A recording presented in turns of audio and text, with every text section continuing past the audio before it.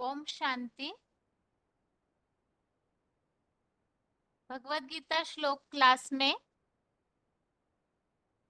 आज के टेस्ट के लिए टॉपिक है एडवांस त्रिमूर्ति। और सबसे पहला प्रश्न यही है कि 8 प्रश्नों के उत्तर के टॉपिक में हमने यहाँ पे त्रिमूर्ति कोर्स समझना क्यों शुरू किया है।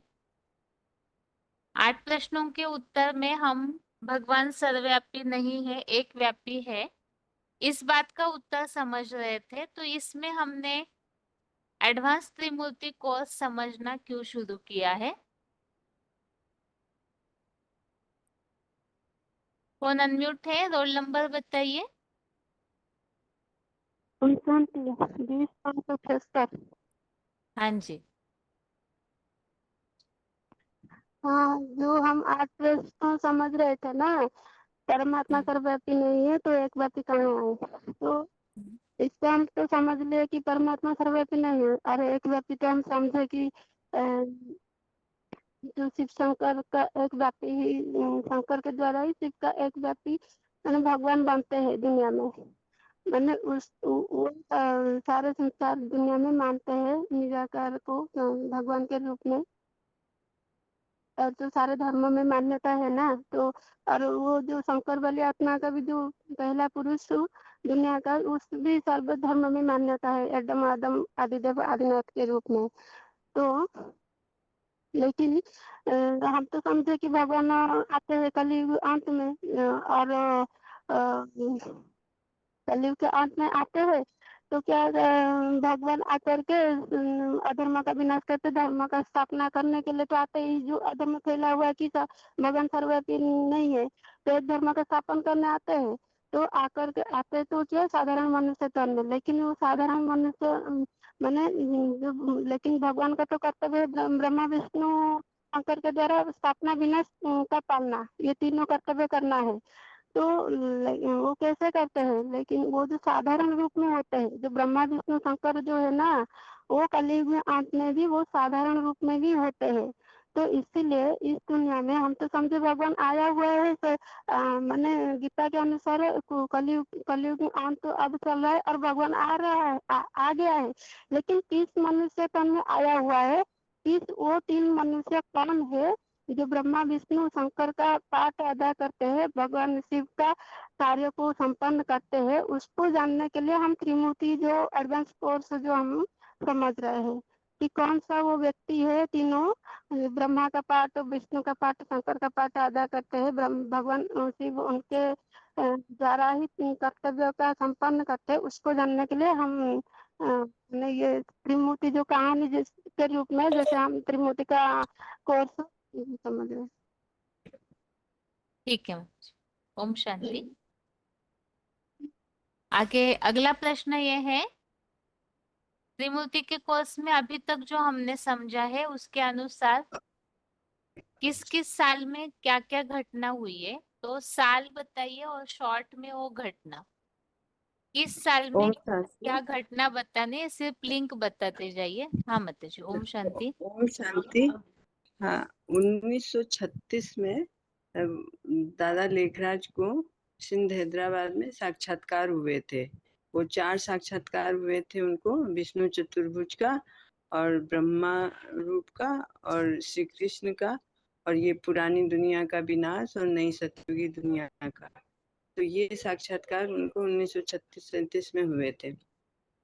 और फिर वो मतलब वो नहीं समझ पाए साक्षात्कार का अर्थ, तो अपने गुरुओं से पूछे, लेकिन उनके देहधारी गुरु ये मतलब भगवान की लीला का रहस्य क्या जाने, कैसे बताएं। माता जी तो सिर्फ आप साल साल बताते जाइए, जैसे 36-37 में साक्षात्कार, फिर वो हाँ, कलकत्ता चले गए, उसके हाँ बाद फिर क्या वो हुआ, ऐसे बताइए ताकि औरों को भी पूछ अच्छा, पाए इसलिए। तो वो फिर बनारस आए, बनारस से भी उनको नहीं तृप्ति हुई, तो वो कलकत्ता भागीदार के पास चले गए और वहाँ उनको मतलब अपने साक्षात्कार का रहस्य उन्होंने अपने नजदीकी संबंधी की माता को बताया। और उससे वो माता फिर भागीदार से बताती हैं और भागीदार जब मतलब बताने लगते हैं तो शिव भगवान की प्रवेशता हो जाती है उन 3 मूर्तियों में। उस समय 3 मूर्तियाँ रहती है, तो वही ब्रह्मा, विष्णु, शंकर का पाठ बजाती है।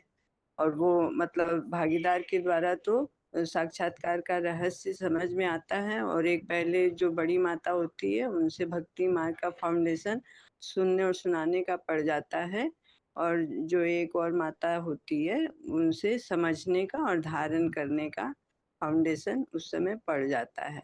और ये फिर सिंध हैदराबाद में इनका ये सत्संग चालू हो जाता है ओम मंडली के नाम से। उमा तीनों मूर्तियों का, और ये एक चौथी मूर्ति ये ब्रह्मा, जो दादा लेखराज, और ये सत्संग चालू हो जाता है हैदराबाद में, सिंध हैदराबाद में, और ओम मंडली के नाम से। और फिर वहाँ से वो मंडली का स्थानांतरण कराची हो जाता है, और कराची में मतलब उन दोनों माताओं के द्वारा उनका ये कार्य चलता है कुछ दिन तक, 47 तक। और सिंध हैदराबाद में भागीरथ के द्वारा जो है ये पुरानी ही भागवत गीता से वो मतलब उनके अर्थ पढ़ के सुनाया करते थे और बताते थे, और ओम की ध्वनि का उच्चारण करते थे। और 47 में जब दोनों माताएं कारणे अकारणे शरीर छोड़ देती हैं और भागीदार भी शरीर छोड़ देते हैं, तो फिर भगवान शिव को मतलब ब्रह्मा के द्वारा ये अपना कार्य जारी रखना पड़ता है।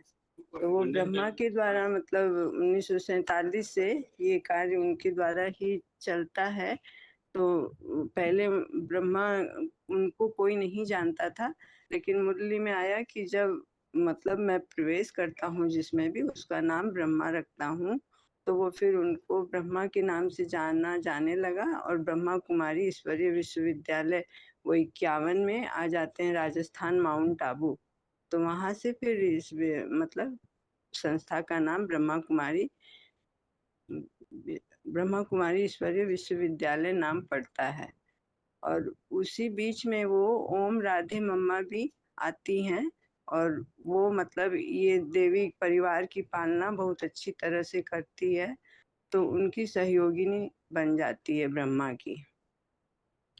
की पुत्री के रूप में, जैसे गायन है भक्ति मार्ग में, लेकिन वो उनकी सहयोगिनी बन जाती है। तो उनको वो मम्मा का टाइटल, मतलब पहले तो मम्मा चली गई, तो वो उनको टाइटल मिल जाता है। और ऐसे ही वो प्रजापिता ब्रह्मा के जाने के बाद इन ब्रह्मा को उनका टाइटल मिल जाता है, और भगवान इनके द्वारा ये कार्य चालू रखते हैं।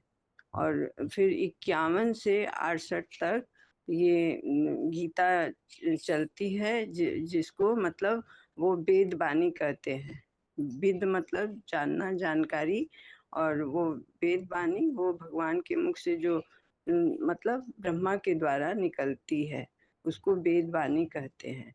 और वो वहाँ से राजस्थान माउंट आबू में मतलब सुचारू रूप से चलती है। तो ये ब्रह्मा कुमारी ईश्वरीय विश्वविद्यालय मतलब के नाम से जाना जाता है। 68 तक ये चलता है। फिर 69 में वो ब्रह्मा बाबा का देहावसान हो जाता है कारणे अकारणे। तो उसके बाद, और मम्मा का तो पहले ही हो जाता है 1965 में। तो इस संस्था को चलाने के लिए मतलब कोई धनी धोरी नहीं रहता, तो बच्चे जो है आपस में ही मतलब वो डिवाइडेशन कर लेते हैं, जोनल मतलब अलग अलग बांट लेते हैं।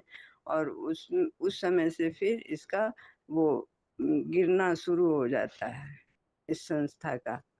और भगवान को तो अपना कार्य जारी रखना था, तो फिर इनका जो है, जो पहले शरीर छोड़ के गए थे, वो पुनः मतलब जन्म लेके, उनका तो जन्म 84वां था उस समय, दादा ये भागीदार वाली आत्मा का और दोनों माताओं का, तो 84वां जन्म था, और वो शरीर छोड़ चुके थे। लेकिन फिर से उनका नया जन्म होता है, और वो मतलब इस यज्ञ में उनका पुनः पदार्पण होता है।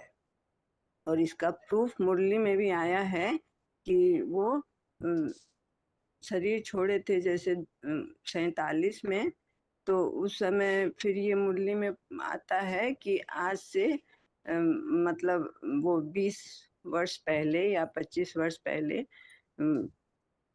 और 20 वर्ष या 25 वर्ष के हो गए होंगे, जो 67 में ये वाणी चली थी, तो आता है मुरली में, और वो ज्ञान भी ले सकते हैं। तो ये मतलब वो राधा बच्ची के लिए और भागीदार वाली आत्मा के लिए ऐसा मुरली में बोला था बाबा ने। और फिर उनके जन्म का भी वो आता है प्रूफ प्रमाण कि वो कायमगंज तहसील जिले के मतलब अहमदनगर गांव में जन्म हुआ उनका। और ये जो है लक्ष्मी वाली आत्मा, उनका अहमदाबाद में ही मतलब जन्म होता है। तो इसके लिए प्रूफ प्रमाण मुरली में आते हैं। तो इससे वो मतलब समझ सकते हैं हम लोग कि ये वही पहले वाली ही आत्माएं हैं जिनके द्वारा फिर से भगवान को ये कार्य मतलब सुचारू रूप से चालू रखना है ब्रह्मा बाबा के शरीर छोड़ने के बाद। तो वो 1969 में वो आत्मा ज्ञान में आ जाती है भागीदार वाली, और ज्ञान में आती है, और उनमें मतलब शिव बाप की प्रवेशता हो जाती है। और 6-7 साल तक उनके मतलब बुद्धि रूपी मतलब मस्तिष्क में ये ज्ञान का मंथन चिंतन चलता रहता है। और फिर 76 से वो प्रत्यक्षिता हो जाती है दिल्ली में जमुना के कंठे पर।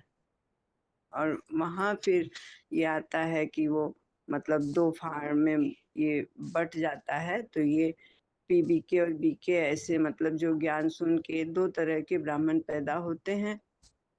तो एक तो ब्राह्मण होते हैं जो ज्ञान के प्रति आकर्षित होकर। माता जी ठीक है हाँ, माता जी, टॉपिक तो वैसे यहाँ तक ही हो गया था, इसीलिए यहाँ तक ही। अच्छा, ठीक है। ठीक है। ओम शांति। हाँ।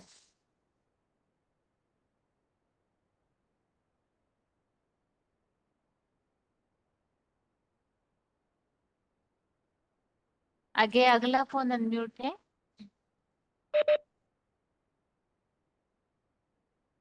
ओम शांति दीदी। हाँ ओम शांति माता जी। हाँ, ओम मंडली से शुरू करूं दीदी?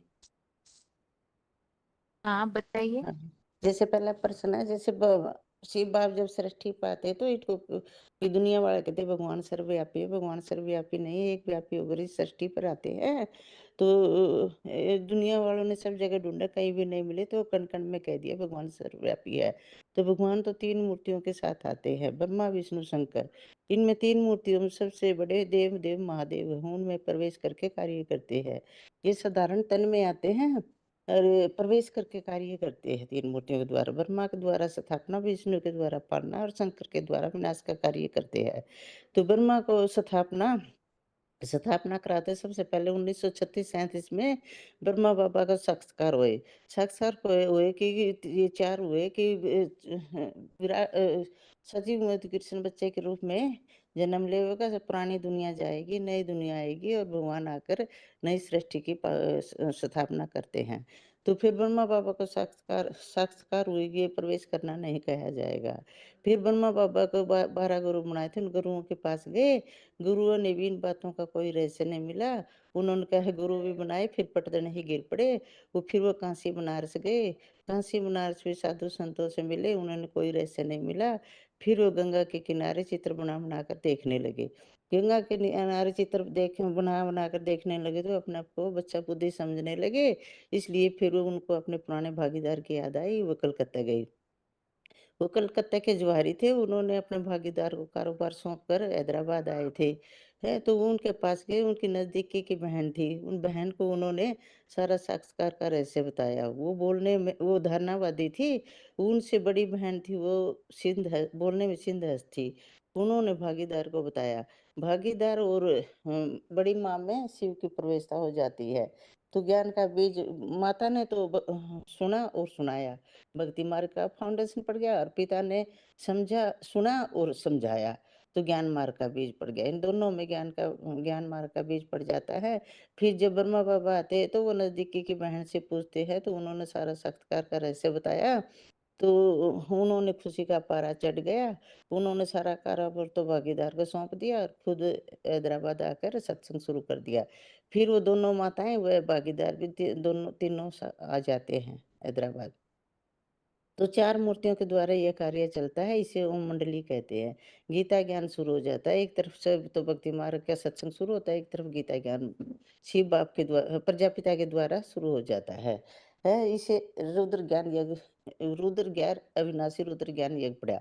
फिर यानी ये है ट्रांसफर हो जाता है, कराची चले जा भागीदार वाली आत्मा तो 42 में शरीर छोड़ देती है और फिर ये कराची चले जा लेखराज जी कराची चले जाते हैं। फिर दोनों माताओं के द्वारा कराची में कार्य चलता है। फिर हिंदू मुसलमान का बंटवारा 47 में होता है, तो दोनों माताएं भी शरीर छोड़ देती है। तीनों आत्मा जाने अनजाने शरीर छोड़ जाती है। फिर जो शिव बाप की लेखराज जी में प्रवेशता होती है 46-47 में, और फिर 51 ये माउंट आबू चले जाते हैं। 51 में माउंट आबू से मुरली चलती है। फिर ओम राधे मम्मा को निमित्त बनाया जाता है, क्योंकि ब्रह्मा लेखराज जी का तो बाप कहते हैं, जिसमें तन में मैं प्रवेश करता हूँ उसका नाम ब्रह्मा रखता हूँ। लेखराज जी का नाम ब्रह्मा रख दिया। तो वो पुरुष तन था, तो माता का पाठ उन्होंने बजाना पड़ा, इसलिए ओम राधे मम्मा को निमित्त रखा गया। उन्होंने बच्चों की देखभाल करी। ओम राधे मम्मा जो सरस्वती थी, वर्तमान में उन्होंने पता चला कि भविष्य में तुम सतयुग में राधा के रूप में जन्म लोगी। उनको भी खुशी का पारा चढ़ गया, बच्चों की देखभाल करने लगी। 1965 में ओम राधे मम्मा शरीर छोड़कर चली गई। ओम राधे मम्मा शरीर छोड़ दिया तो फिर लेखराज भी 1969 में शरीर छोड़ देते हैं। जैसे टीचर ट्रांसपोर्ट होता है, उसी प्रकार ओम राधे मम्मा भी चली जाते हैं। इनकी जगह जगदम्बा दिल्ली में ब्राह्मण परिवार में जन्म लेकर आती है, और ये लक्ष्मी वाली आत्मा भी यो अहमदाबाद के पालड़ी सेंटर में जन्म लेती है, और भागीदार भी मगध देश में उत्तर प्रदेश में फरुखाबाद जिले में जन्म लेकर तीनों आत्माएं फिर यज्ञ में दोबारा आ जाती है। मुरलियों में भी बाबा कहते हैं, यज्ञ के आदि में जो 3 आत्माएं थी, वे शरीर ज्ञान ज्ञान धारण करके शरीर छोड़कर चली जाती है, वे दोबारा जन्म लेकर आते तो पुरुषार्थ करके आते हैं। इस प्रकार यह तीनों आत्माएं फिर दोबारा आ जाती है। तीनों आत्माएं दोबारा आ जाती है, तो कहते हैं जैसे बाप का नाम भाई नाम जिस तरह टीचर भी ट्रांसफर हो जाता है, और स्थान भी ट्रांसफर हो जाता है। पढ़ाई भी, जैसे पढ़ाई तो एडवांस ज्ञान में हो जाती है, और टीचर टीचर प्रजापिता वाली आत्मा बन जाती है, और जिस तरह फरुखाबाद में जिला में जन्म लेती है। तो इस प्रकार ये है, बाप का नाम रूप देश काल भी जानना चाहिए। नाम है सदाशिव, नाम तो सदाशिव है, और रूप है अणु से भी अणु छोटा। और ये मगध देश में मगध देश से ये शिव बाप ने इस रथ को लिया, और भारत में ही बाप आते हैं। भारत अविनाशी खंड है, कन्या माताओं को पवित्रता मिलती है। ऐसे है दीदी। हेलो हेलो दीदी, हेलो। हाँ मत जी। हेलो, हाँ मत जी। ठीक सुना है दीदी?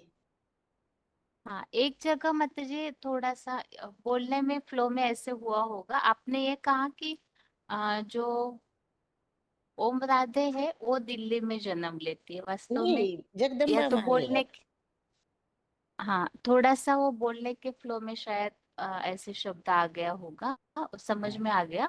हाँ, बड़ी माँ ठीक है कहा था मत जी। दीदी, बड़ी माँ दिल्ली हम्म। में पंजाबी ब्राह्मण परिवार में जन्म लिया। ठीक है दीदी।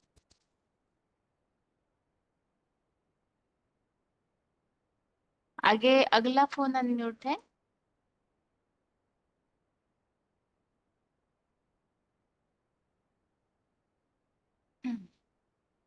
13702, बताइए मत जी। हाँ, ओम शांति दीदी। हम्म। अ, जब जब सृष्टि जब अति तमोप्रधान बन जाती है, तब भगवान को आना पड़ता है। तो वो शिव बाप तो निराकार है, तो वो कैसे आए? तो वो अति साधारण तन में प्रवेश करके आके ये भगवान का जो कार्य है, जो सृष्टि का बदलने का जो कार्य है, वो करते हैं। वो क्या बदलना है? जो पुराना दुनिया बदल के नई दुनिया बनाना। तो वो शिव बाप जब आते हैं तो तीनों को साथ आते हैं, ब्रह्मा विष्णु और शंकर। तो ब्रह्मा द्वारा क्या करते हैं? ब्राह्मण दुनिया स्थापना करते हैं, और शंकर द्वारा विनाश, और विष्णु द्वारा पालना करते हैं। तो ये जो तीन जो कार्य जो करते हैं, तो वो शुरुआत होती है 1936-37 साल से। तो जैसे दादा लेग्रस का जो साक्षात्कार जो रहस्य खुला, जो बोले हैं जो तुम सापोत पोषधारी जो ब्रह्मा के रूप में जो तुमको पाठ बजाना है, और भविष्य में कृष्ण 16 कला संपन्न कृष्ण के रूप में सत्ययुग में तुमको पाठ बजाना है। तो ये साक्षात्कार का रहस्य को जब बोले, तो उनका खुश हुआ, उनका माना जान के खुशी हुआ। और जो उनका जो बिजनेस था, जो हीरे का जो बिजनेस था, तो बिजनेस जो भागीदार को पूरी सब दिया, सब दे के सब करके वो कराची चले आए। हो रहा है दीदी ठीक ठाक? हाँ माताजी बताइए। हाँ, तो कराची में चले आए और वहाँ आके सत्संग शुरू किया। और जब 42 में कोई कारणवश अ, भागीदार को शरीर छूट गया, तो तीनों भागीदार का शरीर छूट गया, तो दोनों माता के द्वारा और दादा लेग्रस के द्वारा जो सत्संग चलता रहा। तो जब हिंदुस्तान पाकिस्तान का जब बंटवारा हुआ, तो उसी समय दोनों माता का माना देहांत हो गया। तो परमपिता का कार्य तो रुक नहीं सकता, तो वो दादा लेग्रस ब्रह्मा के द्वारा जो 47 में परमपिता का जो प्रवेश हुआ, उसी समय उनका नाम ब्रह्मा रखना पड़ा। मुरली में बोला, जब परम माना जब मैं जिसमें प्रवेश करता हूँ उसका नाम ब्रह्मा रखता हूँ। तो उसी समय जब मुख से जो वाणी निकला, तभी वो जो माना उनका नाम ब्रह्मा पड़ा। उससे पहले कोई विश्वास नहीं करता जो वह ये ब्रह्मा है, ब्राह्मण है। फिर तो 47 से लेके 47 से लेके 66 तक जो मुरली चला, हाँ, जो मुरली चला वो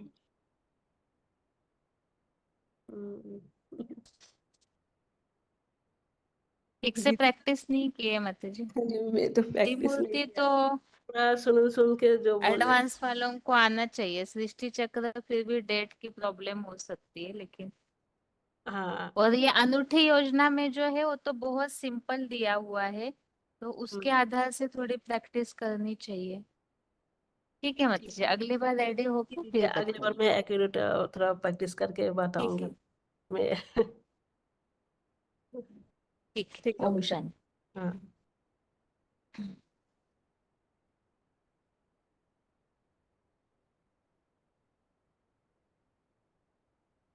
आगे अगला फोन अनम्यूट है। ओम शांति। हाँ जी।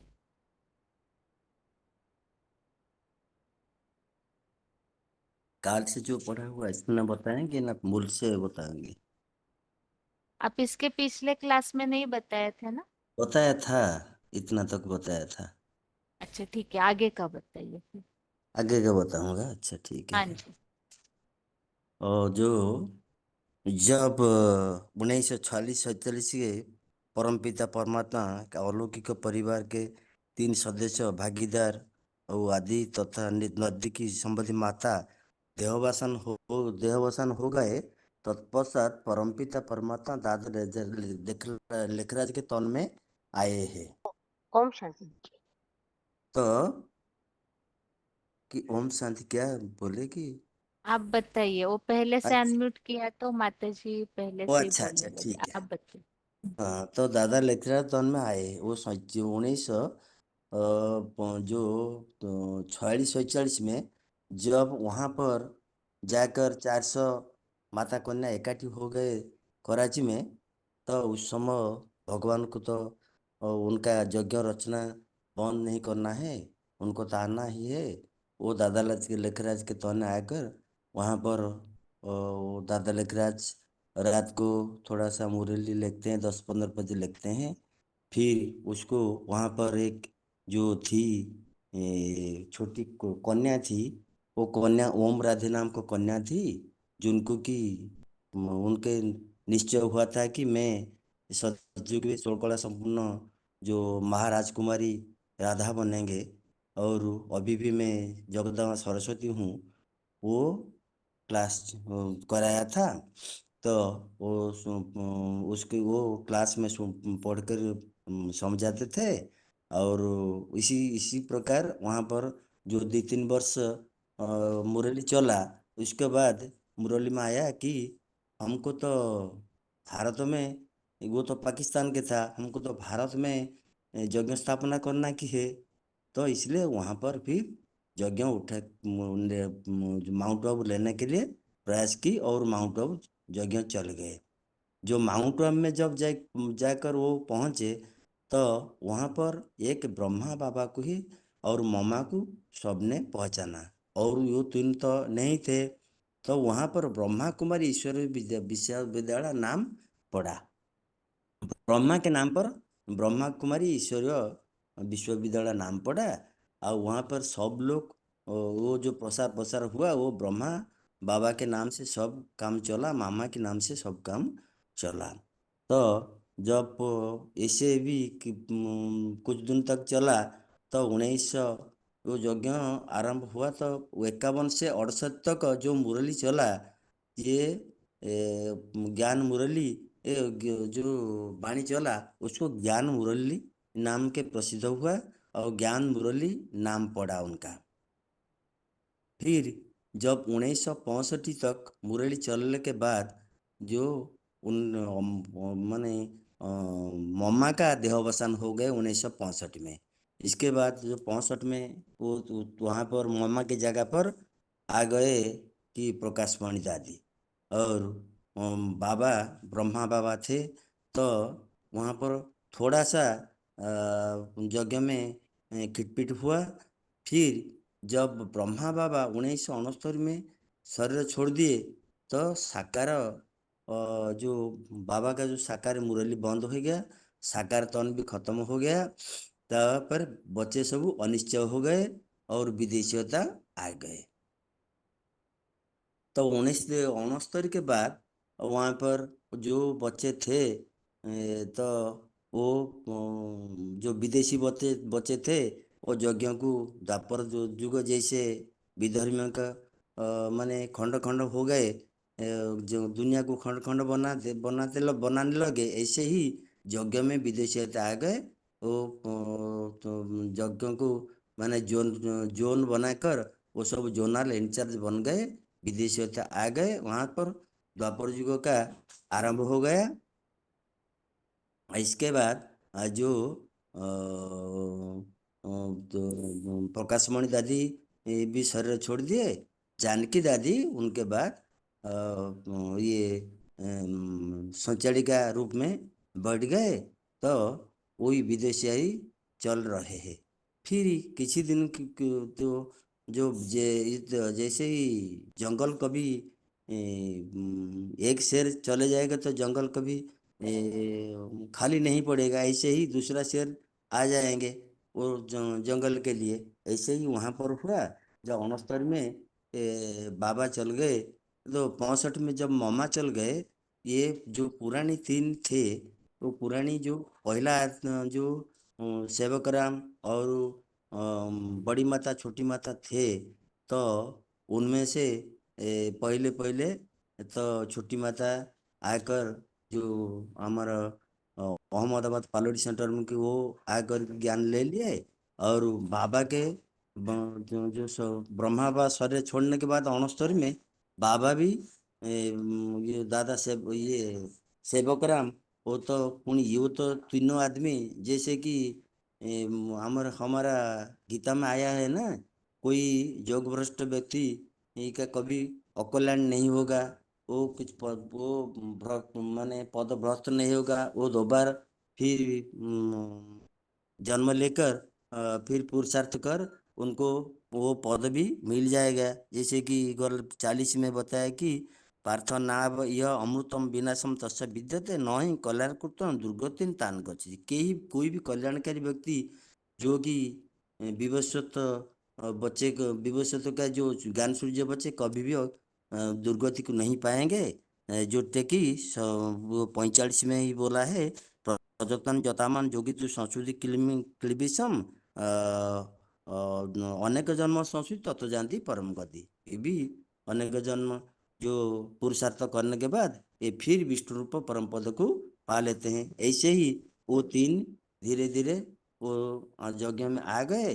फिर यज्ञ वो 19 वो तो बाबा ने 69 से 76 तक जो 5-7 वर्ष जो ज्ञान मंथन चिंतन करके अपना परिचय उनको मिल गया, तो वो फिर यज्ञ शुरू कर दिए। 1976 से यज्ञ फिर दोबारा आरंभ हो गया, एडवांस पार्टी आरंभ हो गया। इतना तक तो बताए थे ना हाँ जी। जी। बाकी थोड़ा सा ये 8 प्रश्नों का जो टॉपिक हम समझ रहे हैं ना, ये जी जी हाँ हाँ ज्यादातर जो डायरेक्ट वाले हैं, भक्ति मार्ग वाले हैं, उनके हिसाब से। तो हाँ जी त्रिमूर्ति कोर्स में भी थोड़ा सा ये ध्यान रखना होगा। हम जी जी जी। डायरेक्ट वालों के हिसाब से ही बताने की प्रैक्टिस करें तो ज्यादा अच्छा है। अच्छा ठीक है ठीक है। ओम शांति। ओम शांति।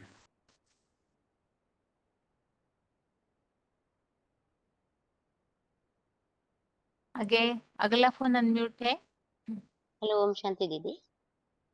ओम शांति। 1936 में ब्रह्मा बाबा को तो साक्षात्कार होता है, तो ये नहीं उनको बताएंगे त्रिमूर्ति क्यों समझ रहे हैं हम? हाँ दीदी बताऊंगी। त्रिमूर्ति को समझना क्यों शुरू किया? हाँ दीदी, तो अभी भक्ति मार्ग में सभी गायन है ना, 33 करोड़ देवता हैं, उनमें श्रेष्ठ से श्रेष्ठ 3 मूर्ति कहा जाता है, ब्रह्मा विष्णु महेश्वर। तो त्रिमूर्ति शिव का भी जयंती भी बनाते हैं। त्रिमूर्ति तो उनमें कौन प्रवेश उनमें करके भगवान का पाठ बजाते हैं। तो ब्रह्मा के द्वारा तो ब्राह्मण की स्थापना होती है, और विष्णु के द्वारा पालना तो होती है, शंकर के द्वारा विनाश। माना शंकर तो विनाशकारी तो कहता है, लेकिन उनको भी सभी मानते हैं ना, देव देव महादेव भी है, और सभी धर्मों में मानते हैं आदम एडम आदिदेव आदिनाथ। तो वही तो ऊंचते ऊंच होता है। तो शिव भगवान उनमें ही प्रवेश करते हैं। जब धर्म की ग्लानि होती है तो यदा यदा ही धर्म से ग्लानि होती भारत, तो भगवान उनमें ही प्रवेश करके ये सत्य धर्म की स्थापना के लिए, सृष्टि के परिवर्तन के लिए उन्होंने शिव समान बनते हैं, है ना, पुरुषार्थ भी करते हैं। और जीते जी उनका पुरुषार्थ शिव समान बनने के कारण ही वो तपस्या में बैठे हैं ना, वो भी दिखाते, तो उनमें ही शिव प्रवेश करते हैं, उनके द्वारा ही सृष्टि चलता है। इसलिए 33 करोड़ देवता वे विष्णु शिव ब्रह्मा शिव विष्णु नहीं कहते, शिव शंकर ही कहते हैं, क्योंकि शिव ही उनमें प्रवेश करते हैं। तो उन्होंने भगवान आकर एक व्यक्ति वही तो है, वही तो यहाँ पाठ बजाते हैं। तो इसीलिए उनको समझने के लिए हम 33 करोड़ देवता में जिसमें भगवान प्रवेश करके पाठ बजाते हैं, भगवान का पाठ कौन सा है, तो इसीलिए समझने के लिए तो ये त्रिमूर्ति भगवान सर्वव्यापी नहीं, एक व्यापी है, शंकर में आकर पाठ बजाते हैं। अभी बताइए दीदी बेसिक। हेलो। हाँ, शंकर में आके पार्ट बजाते हैं। आगे हाँ तो वही तो एक सारी दुनिया में अजन्मा अगरबा अकर्ता अभोक्ता होता है, वही तो आदि देव पुरुष पुराण तमस विश्व ना सभी के यहाँ हिसाब से। प्रश्न इस हिसाब से पूछा है माता जी कि आप हम्म, त्रिमूर्ति क्यों समझा रहे हैं, ये बात जिज्ञासुओं को क्या बताएंगे आप? किस हाँ कारण से आप त्रिमूर्ति। ये सारी बात बता रहे हैं? तो उस प्रसंग को यहाँ कनेक्ट कीजिए।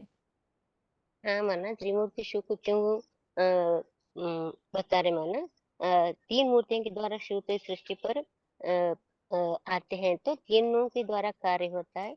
तो उनमें कौन है एक व्यापी, तो इस समझने के लिए तो यह बात समझना है।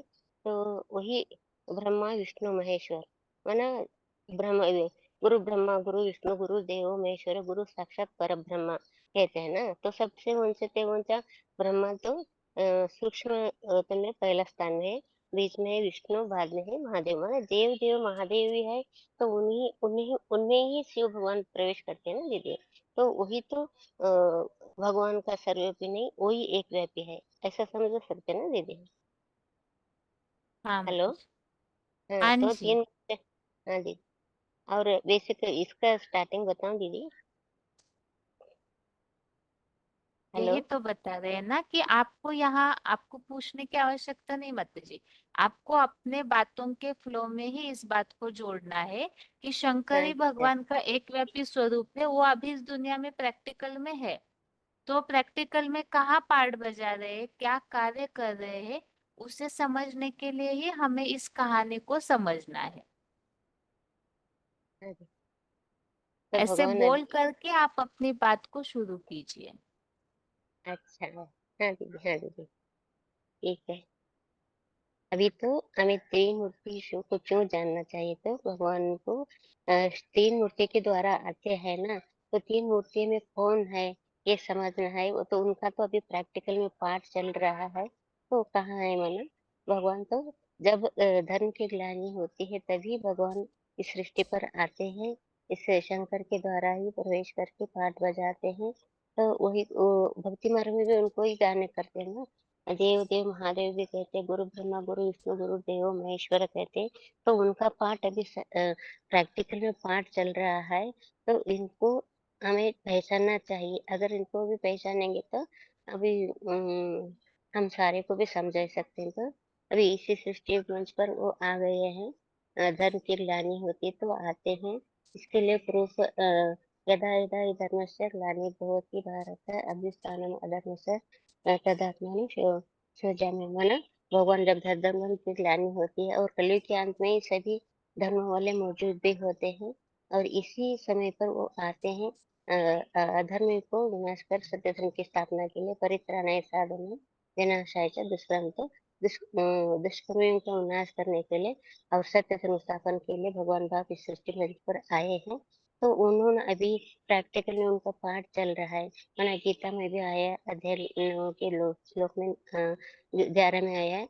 अवजानन्ति महामूढ़ा मनुष्य तनु आश्रितम्, माना भगवान साधारण शरीर में आकर पाठ बजाते, कोई उनको कोई नहीं जान जाता। तो उनका प्रैक्टिकल पार्ट कहाँ है, माना उनका नाम रूप देश काल। शिव तो भगवान है, परम धाम वासी है, वो आते तो ज्योति बिंदु है। निराकार है तो साकार शरीर चाहिए, हम सभी साकार है, तो साकार में आकर कर समझाएंगे तो हम सभी समझ सकते हैं। तो उनका नाम है शिव, तो वो है। और शंकर में ही पाठ वचन, इसके लिए उनका प्रूफ भी है। उन्होंने तो उनका नाम है वो फरुखाबाद जिला में कायमगंज में उनका जन्म लेते हैं। दोबारा अभी अभी चल रहा है उनका पाठ, वो अभी पाठ चल रहा है, उनको पाठ बजा रहे हैं। तो इन्हीं के द्वारा ही सृष्टि के आदि मध्य अंत को जानते हैं, तो भक्ति मार्ग में जानते हैं। यह देव देव महादेव को पूजन करते हैं, शिवरात्रि मनाते हैं। तो वही शिव है, इस साकार में प्रवेश कर भी इस सृष्टि में पर पाठ चल रहा है उनका। तो उनका ही पाठ चल रहा है, माना इसके लिए भी आदि से बता सकते हैं। 1936 में जब ब्रह्मा बाबा को वो साक्षात्कार होता है, उनके साक्षात्कार में विष्णु का और पाठ और पुरानी दुनिया नाश होने वाला और सफेद कपड़े के अपहरण का भी साक्षात्कार होता है। तो उन्होंने अपने जीवन में 12 गुरु किए थे, और 12 गुरु के पास जाते हैं कि उसके जो साक्षात्कार होता है उसका समाधान लेने के लिए। उनसे उनको समाधान नहीं नहीं मिलता, तो उन्होंने बनारस जाते हैं। वहां तो जाकर वहाँ विद्वान पंडित लोग होते हैं ना, वही तो जाकर उनको समझना पड़ता है, इसलिए उनको भी वहाँ समाधान नहीं मिलता। गंगा के तट पर जाकर उन्होंने ये जो साक्षात्कार हुआ था सब चित्र लिखाते हैं, तो कोई भी समझा सकता। तो वहां से उनको नहीं समाधान मिलता, तो वो वापस अपने कलकत्ते में उनका एक डायमंड का दुकान रहता है, तो वहां पर आते हैं। वहाँ वहाँ भी एक वो आने के बाद वहाँ तो कलकत्ता में उनका बिजनेस रहता है, वो बिजनेस में बिजनेस संभालते रहते हैं। तो उनका संभाल में एक मैनेजर भी रहता है सेवक राम। उनको आके पूछना है कि उनको पूछने के डायरेक्ट नहीं पूछते, तो घर आकर अपने संबंध की बहन को माता को पूछते हैं। तो वो तो सुन लेती है लेकिन वो बता नहीं सकती है, तो वो तो अपने और एक माता होती है उनमें उनको बात बोलने का आश्चर्य रहता है, तो उनके द्वारा प्रजा ब्रह्मा शिव राम को समझाते हैं। तो समझाने के समय ही at a time Shiv supreme soul दोनों वो बड़ी माता और सेवक रामाली आत्मा में प्रवेश करके इनके द्वारा सुनने सुनाने का भक्ति मार्ग का फाउंडेशन पड़ता है और उनके द्वारा ज्ञान समझ लेते हैं, समझ सुनते भी है, समझते हैं और समझा कर सबको तीनों समझाते हैं। तो इन तीनों मूर्तियों द्वारा ही ब्रह्मा विष्णु महेश्वर का पाठ होता है। इनके द्वारा ही ब्रह्मा को भी बाद में जो धारणावन माता होती है तो ब्रह्मा बाबा को समझाती है। उसके बाद थोड़े समय के बाद ओम राधे मामा को भी जानते हैं। तो वहां से उन्होंने कराची में सिंध हैदराबाद में जाते हैं। तो ब्रह्मा बाबा तो तीनों मूर्तियों के द्वारा वहां जाते हैं और सेवक राम भी वहां जाते हैं। तो सेवक राम ने पुराने श्रीमद् भगवत गीता का ज्ञान सुनाते रहते हैं और उसका क्लैरिफिकेशन देते हैं। और ब्रह्मा के द्वारा ही ओम मंडल शुरू होता है।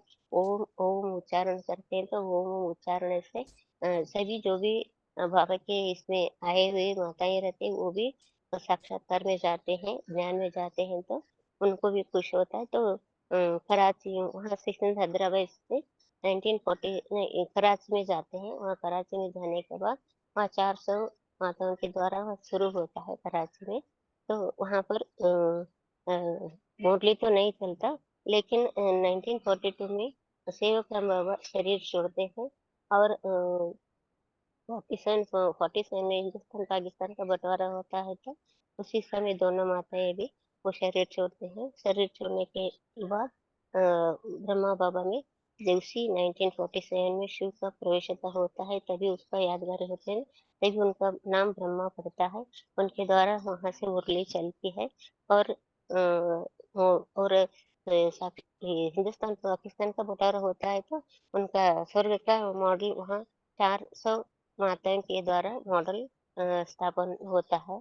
और उसके बाद बाबा ने परीक्षा के लिए माताओं को घर भेजते हैं तो उनमें वापस आने वाले कोई 75 होते हैं। उसके बाद ब्रह्मा बाबा ने वहां से कराची से माउंट आबू राजस्थान में आते हैं 51 में। तो वहां आकर यहाँ से ओम मंडली नाम था ना, वहाँ माउंट आबू में जाने के बाद उसका ब्रह्म कुमारी ईश्वरी विश्वविद्यालय है। तो उनके द्वारा ही उनके साथ एक सहयोगिनी भी ओम राधे मामा, उनको भी सहयोगी माताओं में वो श्रेष्ठ माना जाता है, तो वो भी उनके साथ सहयोग देती है। तो ओम राधे मम्मा और ब्रह्मा बाबा के द्वारा माउंट आबू में उनका वहां जब आते हैं तो 100 साल में एक ही बार आए तो वापस नहीं जाते, उनके द्वारा एक कार्य चलता रहता है। और 1965 में जून 21 को ओम राधे मम्मा शरीर छोड़ती है और ब्रह्मा भी पाठ उनके द्वारा पाठ चलता रहता है। उनके बाद वहां से ब्रह्मा बाबा ने ये लिखावट करते हैं ना, 18 अध्याय का वहां से 51 से 68 तक वो 18 अध्याय वाणी निकलता उनके मुंह से, वो लिखते हैं। उनको वेद वाणी भी कहा था, ज्ञान मुरली भी कहा जाता है। 1969 में जब ब्रह्मा बाबा शरीर छोड़ते हैं तो वहां से जो माताएं रहते हैं उसमें बहन चलाती कुमारिका दीदी उनका ए, यज्ञ को अ, आगे बढ़ाती है। उनके शरीर छोड़ने के बाद जानकी देवी ने वो विदेश देश विदेश में घूमकर, तो उनका भी उनके द्वारा संचालित होती है, उनके द्वारा ये सृष्टि चलती रहती है। ऐसा ही 1969 में शरीर छोड़ने के बाद और जो पहले आदि में थे ना 3 आत्माएं, उसमें 2 माताएं और सेवक राम, वो दोबारा जन्म लेती है। वो तो कहते हैं ना 20-25 के होंगे ऐसा बोलते हैं, वो भी दोबारा ज्ञान में आते हैं।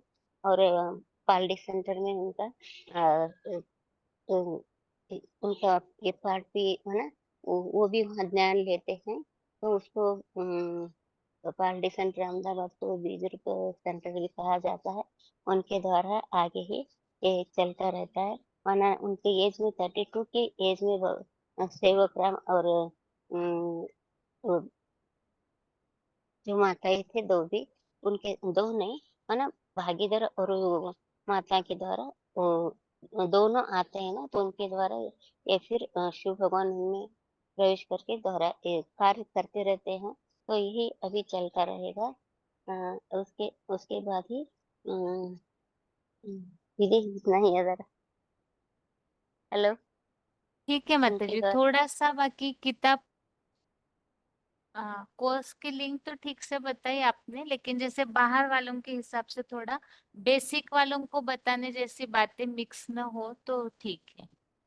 ठीक है ना, हाँ हम दीदी, लोगों हाँ। को प्रैक्टिस ये होती है कि हम मुरली के आधार से समझाने का प्रयास करते, लेकिन जो हाँ दीदी, बिल्कुल डायरेक्ट है उन्हें नहीं समझ में आएगी ना बातें सारी, इस हिसाब से हाँ थोड़ा सा ध्यान रखना होगा। हाँ जी, हाँ जी। ठीक है मैम। ओम शांति। ओम अभी जैसे पिछले हफ्ते भी बताया था, हर क्लास में जो पूरा प्रश्न है, भगवान सर्वव्यापी नहीं है, एक व्यापी है, तो इस प्रश्न को पूरी तरह रिवाइज करना है। इसीलिए जिनका भी फोन अनम्यूट होगा उनको टॉपिक बताया जाएगा और उन्हें वो टॉपिक बताना है। सबसे पहला प्रश्न है, भगवान सर्वव्यापी है, इस मान्यता का अर्थ क्या है? भगवान सर्वव्यापी है अर्थात क्या? फोन अनम्यूट है। हीरो कर दिया। ओम शांति दीदी। ओम शांति। हाँ दीदी, क्या पूछे अब दीदी? भगवान सर्वव्यापी है अर्थात क्या? भगवान सर्वव्यापी है मतलब दुनिया वाले ये समझते हैं कि भगवान सर्वव्यापी है, कड़ में भगवान है, परंतु भगवान कड़ में वासी नहीं है। भगवान को सर्वव्यापी मान लिया तो सब दुनिया, सारी दुनिया दुखी हो गई और सारी दुनिया में अशांति फैल गई, रोग, अनेक तरह के रोग भी हो गए, क्योंकि भगवान को सब जगह ढूंढ रहे हैं परंतु भगवान कहीं मिल नहीं रहा है। पहाड़ों पे, पत्थर पे, मंदिर में, गिरजाघर में, कहीं भी भगवान को नहीं मिला है। पहले ऋषि मुनि भी ये कहते थे कि भगवान एक व्यापी है, तो भगवान को सब ने ढूंढा तो उन्होंने भी ये कह दिया कि भगवान सब जगह है, मन कड़ में भगवान है। और मुसलमान कहते हैं कि जद जद में भगवान है। पहले भगवान को वो भी मानते थे कि खुदा एक है, परंतु अब वो भी ऐसे कहते हैं कि जद जद में भगवान है। पर सर्वव्यापी के मानने से ही सारी दुनिया दुखी और अशांत हो गई है, और वो सारी दुनिया विकारों के वशीभूत हो गई है, क्योंकि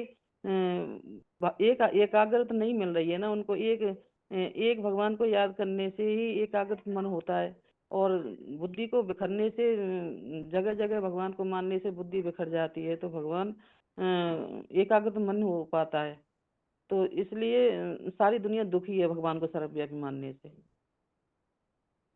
ठीक है। आगे अगला फोन अनम्यूट है। माता जी बताइए इसी प्रश्न का उत्तर, भगवान सर्वव्यापी है, इस मान्यता का अर्थ क्या है?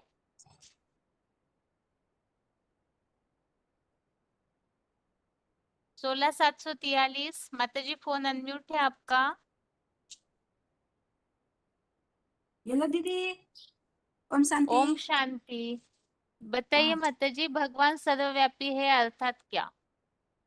ए, उम, के भगवान सर्वव्यापी नहीं है। भगवान भगवान सर्वव्यापी है ऐसे जो लोग मानते हैं, इसका मतलब क्या है? सर्वव्यापी अर्थात क्या, कहाँ कहाँ व्यापी माना जाता है, इसे समझाइए।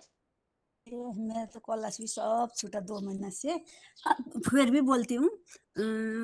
भगवान को मानते हैं, भगवान को घट घट में है, ठिकर भीतर में है भगवान, जहाँ पेड़ में है, अग्नि में है, जहाँ भी ये पंच तत्व में भगवान है मानते हैं।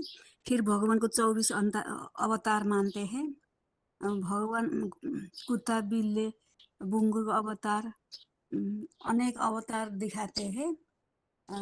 भगवान तो सर्वव्यापी नहीं है। मनुष्य भगवान को सर्वव्यापी मानकर आपस में लड़ते झगड़ते हैं। भगवान को न पहचानने के कारण भगवान एक व्यापी है। अभी एक व्यापी रूप में भगवान इस सृष्टि में आया हुआ है। किस में आया है वो जानना जरूरी है। भगवान जिस 33 करोड़ देवता में जिसको नाम शिवसँग जोड़ा है उसी में भगवान आया है। 33 करोड़ देवता में सिर्फ शंकर को नाम से ही शिव को नाम जोड़ा है, शिव शंकर कहा जाता है। लेकिन शिव विष्णु नहीं कहा जाता है, शिव ब्रह्मा नहीं कहा ठीक है जाता है। माता जी, टॉपिक मिक्स हो रहा है, ठीक है। ओम शांति। आगे 27890 माता जी, गीता के श्लोकों के द्वारा समझाइए। ऐसे कौन से श्लोक है जिसमें ये बात बताई हुई है भगवान वास्तव में इस सृष्टि पर पहले से ही निवास नहीं करते हैं, बल्कि इस सृष्टि पर दिव्य जन्म लेते हैं। दीदी मेरा तो एक्सीडेंट हुआ पड़ा है, मैं किसी किसी दिन अटेंड कर अच्छा पाती हूँ। और मैं भगवान सर्वव्यापी है उसके लिए हाथ उठाया था, वो बोले तो अच्छा, मैं बोलती बताइए बताइए बताइए, जो शिव आपको आता है उसी का उत्तर बताइए। जी जी जी। भगवान सर्वव्यापी का मतलब है कि सब जगह व्याप्त, मतलब पूरी दुनिया में हर जगह है, ऐसा सारी दुनिया मानती है। और ऐसा ही हिंदू लोग भी मानते हैं, मुस्लिम भी मानते हैं, यानी हर मनुष्य मानता है कि सब जगह भगवान ही है। लेकिन भगवान सब जगह नहीं होता है, भगवान की याद हमारे दिल में है, हमारे हर एक मनुष्य आत्मा के दिल में इसलिए बसी हुई है कि जब हम बहुत दुखी हो जाते हैं तो हम भगवान को याद करते हैं। और इसलिए गाया जाता है कि दुख में सुमिरन सब करें, सुख में करे न कोई। और जो सुख में सुमिरन करें तो दुख काहे को होए। तो सुख और दुख होता ही है, मतलब सुख होता है सतयुग त्रेता में और दुख होता है द्वापर युग से। और एकदम से द्वापर युग से दुख नहीं होता है, द्वापर से दुख की शुरुआत होती है तो परसेंटेज वाइज बढ़ती जाती है। अब कलयुग के अंतिम समय चल रहा है, तो अभी तो दुख हर जगह व्याप्त है, तो हम लोग भगवान को हर जगह समझ लिए हैं। क्योंकि भगवान को हम याद करते हैं दुखों में कि हमारे आके दुख दूर करो, हम अभी पतित बन चुके हैं तो हमें आके पावन बनाओ। वो हम याद करते हैं, ये हम भगवान की याद हमारे दिल में समाई हुई है। भगवान खुद हमारे दिल में नहीं है, लेकिन भक्ति में तो कह दिया हम तुझ में राम, मुझ में राम, सब में राम समाया, ऐसा। और सबसे कर लो प्यार, जगत में कोई नहीं पराया। तो ऐसा भगवान को और कण कण में भी बोल दिया कि हर कंकड़ पत्थर में, धूल में, मिट्टी में, धूल मिट्टी में तो हम पैर रख के चलते हैं। और फिर जानवर में, कुत्ते में, बिल्ली में, हर जगह कह दिया भगवान को। तो ऐसा कह के हम लोगों ने भगवान की ग्लानि कर दी है। और यदा यदा ही धर्मस्य ग्लानिर्भवति भारते, ऐसा गीता के श्लोक में आता है कि जब जब धर्म की अति ग्लानि होती है तब मैं आता हूँ। तो भगवान अभी आए हुए हैं और वो शंकर यानी राम वाली आत्मा के शरीर में सुप्रीम सोल शिव ने प्रवेश किया हुआ है और आकर वो अपना पार्ट टॉपिक मिक्स हो देवों जाता में है, दे यहाँ तो लिंक बताने के हिसाब से प्रश्न पूछा जा रहा था। सर्वव्यापी अच्छा का अच्छा, उत्तर वो आपने जो बता दिया था, ठीक है। जी ओम शांति। जी जी, ओम शांति। जिनको भी प्रश्न पूछा जा रहा है, बिल्कुल जिस प्रश्न को पूछा है उसी का उत्तर दीजिए, क्योंकि अगर आप एक्स्ट्रा उत्तर देंगे तो यहाँ लिंक के अनुसार प्रश्न पूछे जा रहे हैं कि पूरा प्रश्न इस लिंक से हमें बताना है, जिससे कि सभी को किसके बाद क्या बताना है इसकी भी आइडिया आए। तो इसलिए अपना जो टॉपिक आपको जो भी याद है वो मिक्स करके बिल्कुल नहीं बताइए, जिससे टॉपिक पूरा हो सके आधा घंटा में ही। अभी भगवान सर्वव्यापी नहीं है। सबसे पहले तो जब प्रश्न शुरू होता है तो इसका अर्थ समझना जरूरी है। भगवान सर्वव्यापी अर्थात क्या? तो सब जगह व्यापी मानना, जैसे कण कण में माना, जरे जरे में माना। जो ऐसे कहते हैं लोग, घट घट में रमते राम रमैया, जिधर देखो उधर तू ही तू। जानवरों में व्यापी है, 24 अवतार है, ऐसे अनेकों अवतार माने जाते हैं। तो हर धर्म में भी यही मान्यता को अलग अलग रीति से माना हुआ है। तो भगवान सर्वव्यापी है, इस मान्यता का अर्थ, इस प्रश्न का उत्तर ये बताया है। अभी इसके बाद हमें शुरू करना है भगवान सर्वव्यापी नहीं है इसके प्रूफ बताना। अगर भगवान सर्वव्यापी होते तो फिर गीता में इन बातों का उल्लेख क्यों आया है? सबसे पहला प्रूफ गीता में आता है भगवान के दिव्य जन्म का। तो दिव्य जन्म के लिए जो श्लोक है वो बताने हैं। फोन अनम्यूट है उड़ीसा से कोई भाई का, रोल नंबर नहीं है। अगर पता चल रहा है तो रोल नंबर बताइए और श्लोक बताइए अगर आपको पता है तो। अच्छा, ओम शांति। मैं हाँ जी। ये मेरा रोल नंबर 5375 है। और ये जो हम लोग जो सर्वव्यापी है इसका भी प्रमाण है कि हम लोग सब जगह भगवान को याद कर सकते हैं। तो भक्ति का जो आदमी होंगे उनको समझाने का तरीका अलग रहेगा, और ज्ञानी आत्मा माने जो बेसिक में है उनको समझाने के लिए ज्ञान का यज्ञ इतिहास का जगह जगह पर उनका जो पॉइंट है उनको समझाएंगे। इसी सब से जो ज्ञान अभी हम समझते हैं इसमें सेवा के निमित्त से ही दूसरों को समझाने के लिए, तो भक्ति वालों के लिए जैसे भगवान हमारा भारतीय हिंदू संस्कृति के अनुसार जो शिव भगवान जो अवतार होते हैं तो उसका प्रमाण गीता में ही माने भक्ति वालों के लिए गीता का ज्ञान ही एक किस्म का लाठी है। माने ज्ञान का सर्वसार सर्वमयी शिरोमणि गीता है। और ज्ञानियों के जो बेसिक ज्ञानियों के लिए मुरली और अव्यक्त वाणी ही ने समझाने के लिए पॉइंट दिया जाएगा। इसी हिसाब से माने अभी जो सर्वव्यापी है माने कैसे है, माने सब जगह तो नहीं है, उसका भी जो समझा बहुत भाई लोग माता लोग समझा कर गए हैं। मैं सीधा बोलता हूँ कि ये इदम शरीरम कौन्तेय, हाँ, इदम शरीरम कौन्तेय क्षेत्रम मित्रम विधीयते, माने जो शरीर क्षेत्र जो कुरुक्षेत्र और कर्म क्षेत्र माने युद्ध भूमि माने ब्रह्मा जो बदल करके जो शरीर बदली करके जो अभी ज्ञान देते हैं उसी अनुसार से उनको अभी हम जहां जहां जो भी ज्ञानी आत्माएं हैं वो लोग समझा सकते हैं थोड़ा कुछ। तो बातचीत करते के समय जो पॉइंट आएगा उसी अनुसार समझाएंगे। जैसे कि पुनर्जन्म की बात आता है, हमें भारतीय लोग विशेष करके हिंदू लोग ही समझते हैं कि पुनर्जन्म लेते हैं।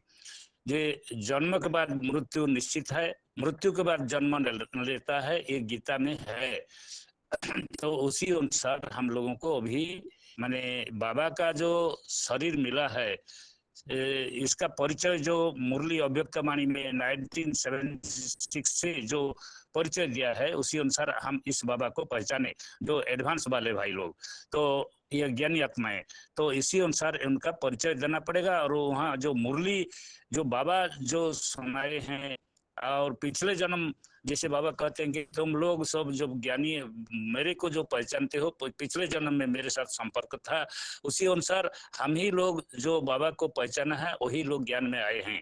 इसी अनुसार मैं इसका मैंने जो इसीलिए समझ में बाबा मानते हैं, मुरली का बात मानते हैं, अव्यक्त वाणी को भी जो हम लोग समझते हैं उसी अनुसार दूसरे लोग नहीं समझते हैं। इसीलिए भगवान सर्वव्यापी है, मैंने सब जगह याद कर सकते हैं। इसे ही अभी मेरे कहने का है। अच्छा दीदी, ओम शांति। अच्छा ठीक है, आप वैसे जो मूल उत्तर आना चाहिए था वो आपकी बातों में आया नहीं है। यहाँ प्रश्न ये पूछा था कि भगवान इस सृष्टि के वासी नहीं है, मतलब सर्वव्यापी नहीं है, बल्कि उनका दिव्य जन्म होता है, अर्थात हाँ हाँ, इस सृष्टि पर अवतार होता है। इसके लिए गीता का कोई श्लोक बताना था। अगर आपको श्लोक पता है तो बताइए। तो इसी भगवान के से दिव्य जन्म के लिए गीता का कोई श्लोक अगर आपको पता है तो बताइए। तो उसके लिए तो गीता का हम लोग जितने उदाहरण देते हैं उसमें इदम शरीरम कौन्तेय माने इस शरीर का परिचय दिया है। और भक्ति मार्ग में जो कहते हैं नहम तिष्ठामि वैकुंठे जोगिनाम हृदय नच मद्भक्ता जत्र गायन्ति तत्र तिष्ठामि नारद। तो नारद माने ज्ञान जल देने वाला जो है अभी वो प्रेजेंट है, मौजूद है, साकार शरीर में है। उस शरीर को जो परिचय देते हैं, जैसे कि बेसिक लोग सुनते नहीं हैं, वो लोग क्या समझेंगे। और जो भक्ति वाले हैं उनको शास्त्र पुराण के अनुसार जो गीता का 9 अध्याय का 11 नंबर श्लोक में है, जो ये शरीर माने उसको सुनते जानते भी। हाँ जी, हाँ पागड़ी से गाना। अच्छा ठीक है। ओम शांति। अगला फोन अनम्यूट है, रोल नंबर बताइए अपना। फोन अनम्यूट है, रोल नंबर बताइए। ओम शांति। हाँ जी, रोल नंबर बताइए। 28,948। कहाँ से बात कर रहे हैं? मधुबन रोहतक। मधुबन रोहतक। बताइए श्लोक, भगवान के दिव्य जन्म के लिए श्लोक बताइए। श्लोक तो कुछ भी याद नहीं है दीदी। ये बताइए फिर आपको ये क्या बराबर उत्तर बताना आएगा। यज्ञ से आदि की बात बता सकते हैं। अभी तो टॉपिक पीछे जा चुका है, आप अगली बार बताइएगा। अभी फिर लिंक टूट जाएगी। जिस प्रश्न का अभी लिंक चालू है वो प्रश्न की लिंक टूट जाएगी फिर। दीदी आगे के लिए तो पता नहीं। ठीक है, आप अभी सुनिएगा, अगर फिर भी आपको आ जाएगा उत्तर तो बताइएगा दोबारा। आगे बताइए। इंदौर से फोन अनम्यूट है। हाँ दीदी, जो भगवान का जो दिव्य जन्म है तो उसके लिए बोला है कि भगवान तो प्रवेश करके जन्म लेते हैं, तो उसके लिए 11वें अध्याय का 54वां श्लोक आएगा, प्रवेश तुम दिव्य शब्द। जन्म बताइए, दिव्य हाँ, जन्म जन्म इस कर्म श्लोक में दिव्यम। आया है। कि भगवान ने गीता जी में बोला है कि जन्म कर्म च में दिव्यम, तो मेरा जो जन्म कर्म है वो दिव्य है, ऐसा करके उल्लेख आया है। और 8वें अध्याय का 22वें श्लोक में जो भगवान सर्वव्यापी नहीं है इसके लिए बोला है कि पुरुष सब पर पार्थ भक्त्या लभ्य तू अनन्या यस्य अंतः स्थानी भूतानि येन सर्व इदम ततम, है ना। तो इसके जरिए से भगवान ने खुलासा करा। फिर ये बोला है कि सर्वव्यापी नहीं है, इस बात के लिए जो 9वें अध्याय का 4 में भी बोला है कि मैं सब मेरे में है, मैं सब में नहीं हूँ, ऐसा करके बोला है। लोगों ने जो सर्वव्यापी की मान्यता जो बना ली थी, वो उसका जो मूल कारण बनाएगा कि द्वापर से जो लोगों ने, जो अलग अलग धर्म गुरु धर्म पिता जो लोग आए, इन्होंने खुद को ज्ञान नहीं होने के कारण भगवान को देखिए सर्वव्यापी बोला। टॉपिक मिक्स हो जाएगा। अभी हाँ तक हाँ 3 हाँ, बार सही ये है, सही है। अनाउंसमेंट हाँ, की जी है। जी जी, जो एक सेकंड, एक प्रश्न सेकंड, है सिर्फ वही बताइए हाँ दीदी, उत्तर। एक सेकंड। तो भगवान ने बताएगा कि मैं यहाँ का निवासी नहीं हूँ। मैं जहाँ सूरज चांद सितारों की रोशनी नहीं पहुंचती है, मैं वहां का निवासी हूँ। तो मैं आता हूँ, तो कब आता हूँ? तो कल्प लिए प्रभु अवतार है, जैसे रामायण जी में बोला है, ऐसे गीता जी में बोला है कि जब जब धर्म की ग्लानि होती है तब मैं इस सृष्टि में आता हूँ। तो वो मतलब यहाँ का वासी नहीं है, ऐसा करके बताया है। तो अब उसका जो मेन कि वो फिर यहाँ का नहीं तो फिर यहाँ कैसे मालूम पड़ेगा सबको। तो उसके लिए फिर भगवान खुद अपना परिचय खुद देते हैं कि भाई मैं किस में आता हूँ। दीदी ओम शांति। ठीक है, आगे अगला फोन अनम्यूट है। और दिव्य जन्म के लिए या भगवान इस सृष्टि पर अवतार लेते हैं, पहले से ही इस सृष्टि पर नहीं है। इस टॉपिक संबंधित आपको जितने श्लोक याद है वो श्लोक बताइए। फोन अनम्यूट है। हेलो। हाँ दीदी। हाँ, ओम ओम शांति। शांति में। हाँ, दिव्य जन्म के लिए तो 4 का 9 होगा ना। जन्म कर्म च मे दिव्यो यो व्यति तत्व तो त्यक्त देह पुनर्जन्म नैति मामेति सो अर्जुन, ये तो दिव्य जन्म के लिए, मतलब भगवान यहाँ की नहीं है। तो पहले तो हम बताएंगे भगवान कहाँ की रहने वाला है। न तो जैसे 15 का 6 में है, न तद भाषेन सुजन शशांक न पावक यद्गत्वा न निवर्तन्ते तद्धाम परमम। मतलब वो यहाँ की रहने वाला नहीं है, तो वो उधर उधर रहने वाला है, परम धाम की रहने वाला है। तब आते हैं, इसके लिए बताएंगे ना 4 का 7 8 जो बताएंगे ना, ज्यादा ज्यादा धर्म से ग्लानिर्भवति भारत अभ्युत्थान अधर्म से तदात्मान सुजाम्य परित्राणा। क्यों आते हैं? परित्राणा साधुना विनाशा च दुष्कृतम धर्म संस्थापनार्थम समभामि निगोगे। तो भगवान यहाँ की नहीं है। ये तो 2 श्लोक हो गया। उधर रहने वाला है, वो आते हैं। यहाँ की रहने वाला नहीं है, तो वो आते हैं। आते हैं का मतलब यहाँ की रहने वाला नहीं है, तो आकर क्या करते हैं? दिव्य जन्म लेते हैं ना। तो दिव्य जन्म कौन सा है? मैं प्रविष्टुम 11 का 54 में जो लिखा है ना, मैं प्रविष्टुम भक्तत्व अनन्या सकता अहम एव विद्या अर्जुन ज्ञातुम द्रष्टुम च तत्वेन प्रविष्टुम च परम तप। मैं प्रवेश करता हूँ। कैसे प्रवेश करता हूँ? ये 9 का जो है 11 नंबर श्लोक है। अब जानते मामूढ़ा मानुषी तनु आश्रितम परम भाव मजानतम मम भूत महेश्वर। मैं को वृद्ध मानव शरीर तन में आता हूँ, लेकिन वो जो मेरा व्यक्त रूप को मूढ़मती मनुष्य नहीं पहचानते।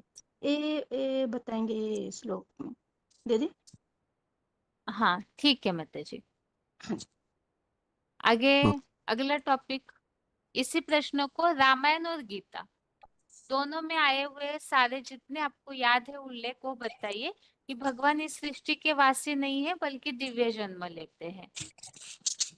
इस सृष्टि के वासी नहीं है।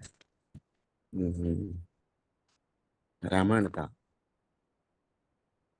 रामायण हो, गीता हो, और कोई शास्त्रों की बातें याद हो जिसमें भगवान के आने का उल्लेख का प्रूफ मिलता है, ऐसा कोई भी उल्लेख बता सकते हैं?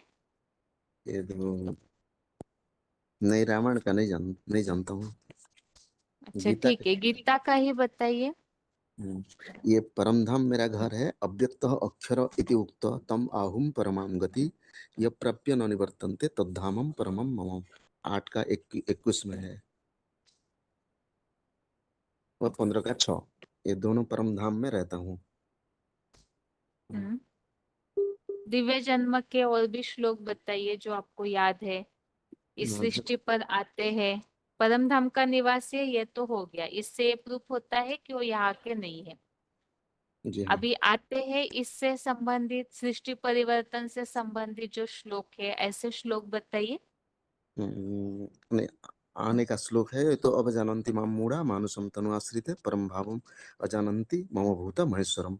7 का 24 है, अव्यक्तम व्यक्तिम आपन्नम मन्यन्ते माम अबुद्धय परम भावम अजानन्ति मम अव्ययम अनुत्तमम। ये है। ये कौन सा श्लोक नंबर बताए? ये 7 का 24 है, 7 का 24। माने ब्रह्मा की तन में आने का तो मूढ़मती लोग, बेसमझ लोग और स्वल्प बुद्धि लोग एडमिट कर जाते हैं, लेकिन जो सर्वोत्तम मुकर्रर रथ है उसको कोई नहीं जानता। आगे आगे ठीक है, हेलो बोलिए। एक मिनट रुकिए माता जी, एक मिनट रुकिए। हाँ बताइए, महासमुंद से जो बात कर रहे हैं आप बताइए आगे।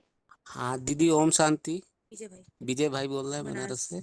हम यही कह रहे, 1 मिनट रुकिए, कोई बता रहे हैं उत्तर, उसके बाद महासमुंद से जो बात कर रहे हैं बताइए आगे। हाँ, उसके बाद है वो जो 14 का 3 है, मत जोनि महत ब्रह्मम तस्मिन् गर्भम ददामि हम। मैंने परम ब्रह्म की शरीर में ही आता हूँ। उसके बाद है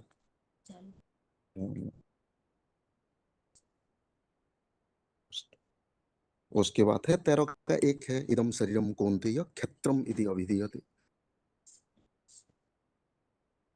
वो भी होगा। ठीक है, थोड़े जो आसान आसान श्लोक है वो होने चाहिए जो लोगों को शब्दों से ही समझ में आए।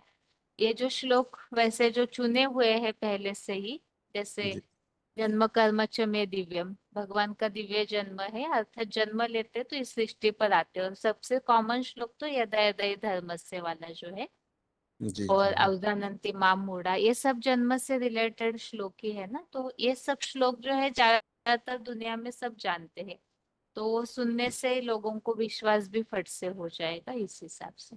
जी ठीक। हाँ। आगे रोल नंबर बताइए, बनारस से जो बात कर रहे हैं। 25-0-21 दीदी। ओम शांति। हाँ विजय जी। भाई बोल रहे हैं। ये आपने पूछा कि गीता रामायण से, तो रामायण में बोला गया है कि जब जब होई धर्म की हानि, बाढ़े असुर अधम अभिमानी, तब भगवान आते हैं। और एक और भी है, कल्प कल्प लगी प्रभु अवतारा। ये 2 उदाहरण है। और गीता में तो है ही है, यदा यदा ही धर्मस्य ग्लानिर्भवति भारत। जब जब धर्म की ग्लानि होती है तब मैं आता हूँ। और श्लोक में 15वां का 6ठे में बोला गया है कि न तद भास्यते सूर्यो न शशांको न पावक यद गत्वा न निवर्तते तद धामम परमम मम। मतलब मैं उस परम धाम का वासी हूँ, और जहाँ न सूर्य की लाइट जाती है, न चंद्रमा, न अग्नि की, उस धाम से मैं आता हूँ मनुष्यों को तारने के लिए, मुक्ति, जीवन मुक्ति देने के लिए। भगवान ने ये उदाहरण दिया। ठीक ठीक है है। दीदी। ओम शांति। हाँ जी। भगवान सर्वव्यापी है, इसका मतलब क्या है? तो भगवान की याद जो है कण कण में समाई हुई है। भगवान तो सर्वव्यापी नहीं है। अगर जो सर्वव्यापी होता तो एक अपराधी जैसे क्राइम कर रहा है तो उसके में भी भगवान है, हमारे में भी है, तो वो ऐसा क्यों करेगा? अब जैसे पैर पैर से चल रहे हैं हम, ठोकर खा रहा है कण, कुत्ते में है, कुत्ता काट रहा है। उदाहरण दिया गया है कि अगर जो ऐसे भगवान होते तो ऐसा, भगवान तो सदा जो है कल्याणकारी हैं, वो कभी अकल्याण तो करते नहीं है। तो मनुष्य ऐसा क्यों करेगा जब उसके में भी भगवान है, सबके में भगवान है? इसीलिए इस उदाहरण हाँ बोला गया है कि जब जब धर्म की हानि होती है तभी मैं आता हूँ। और वो तभी होता है, बोला गया है कि द्वापर में आए भगवान।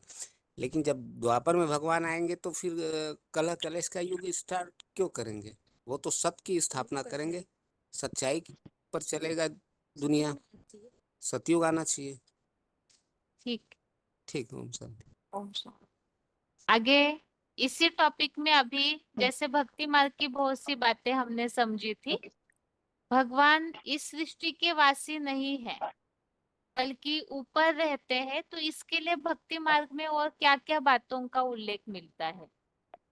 भगवान इस सृष्टि के वासी नहीं है, बल्कि ऊपर रहते हैं, कहीं और से उनको बुलाया जाता है। इसे भक्ति मार्ग में स्पष्ट समझा जाता है। ऐसे उदाहरण बताइए जिससे ये बात प्रूव कर सके कि भगवान यहाँ के निवासी नहीं है।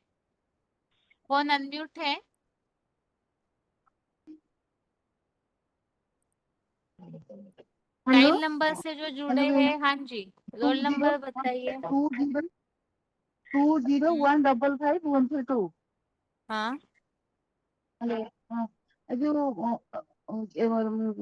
शास्त्र में जो आता है प्रमाण, इसी बारे में बताएंगे ना क्या इसमें?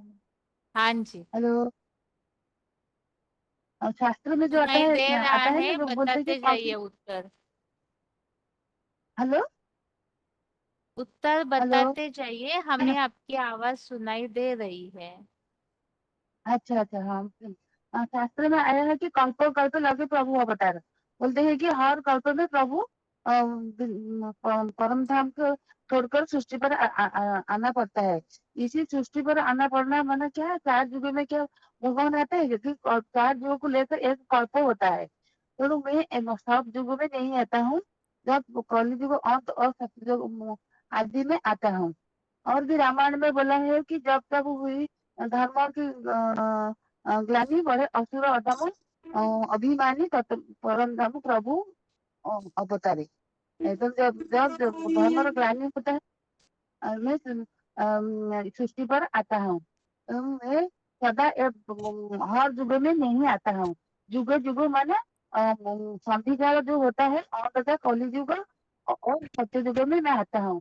इसीलिए बोला कि जो मोर दिव्य कर्म, वो दिव्य जन्म होता है कि 15 का जो 13 श्लोक में आता है ना,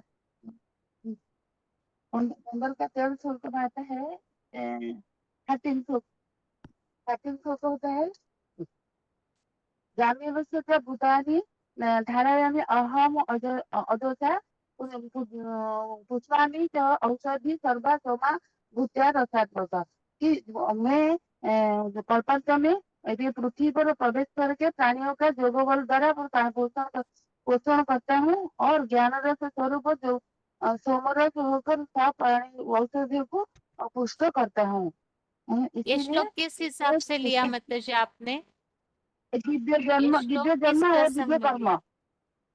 हाँ, दिव्य जन्म और दिव्य कर्म जो आचार्य का नाम होता है ना, जन्म कर्म में दिव्यम एवं व्यक्ति सब तत्वतः इस श्लोक का दिव्य जन्म दिव्य कर्म का ये दोनों श्लोक आचार्य है। 4 9 और 15 का त्याग।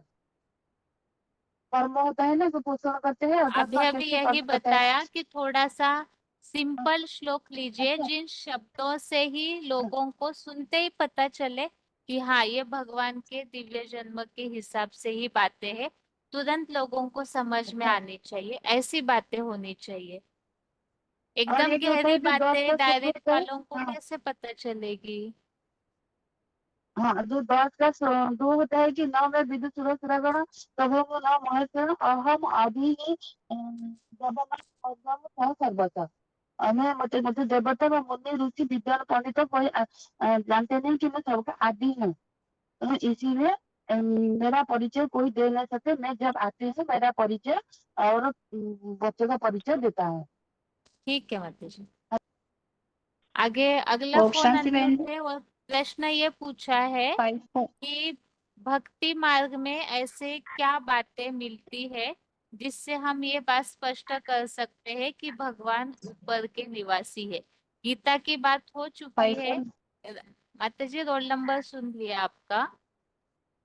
हाँ जी, बता प्रश्न रहे। यहाँ ये पूछा जा रहा है कि भक्ति मार्ग के ऐसे उल्लेख बताइए जिससे हम ये बात स्पष्ट कर सकते हैं कि भगवान इस दुनिया के निवासी नहीं है।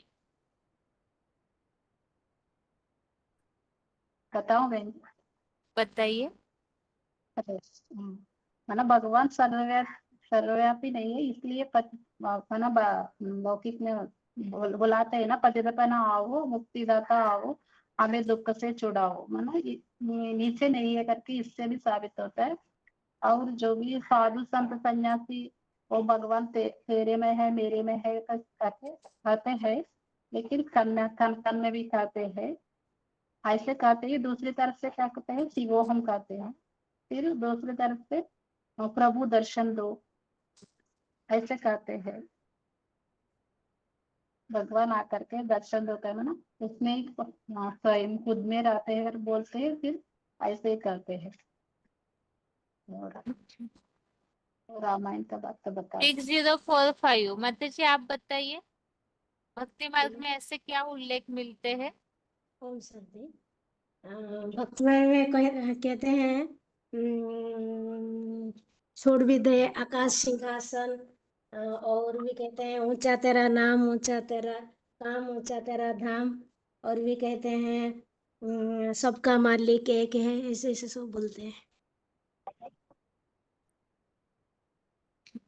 हेलो। हाँ ठीक है माता जी।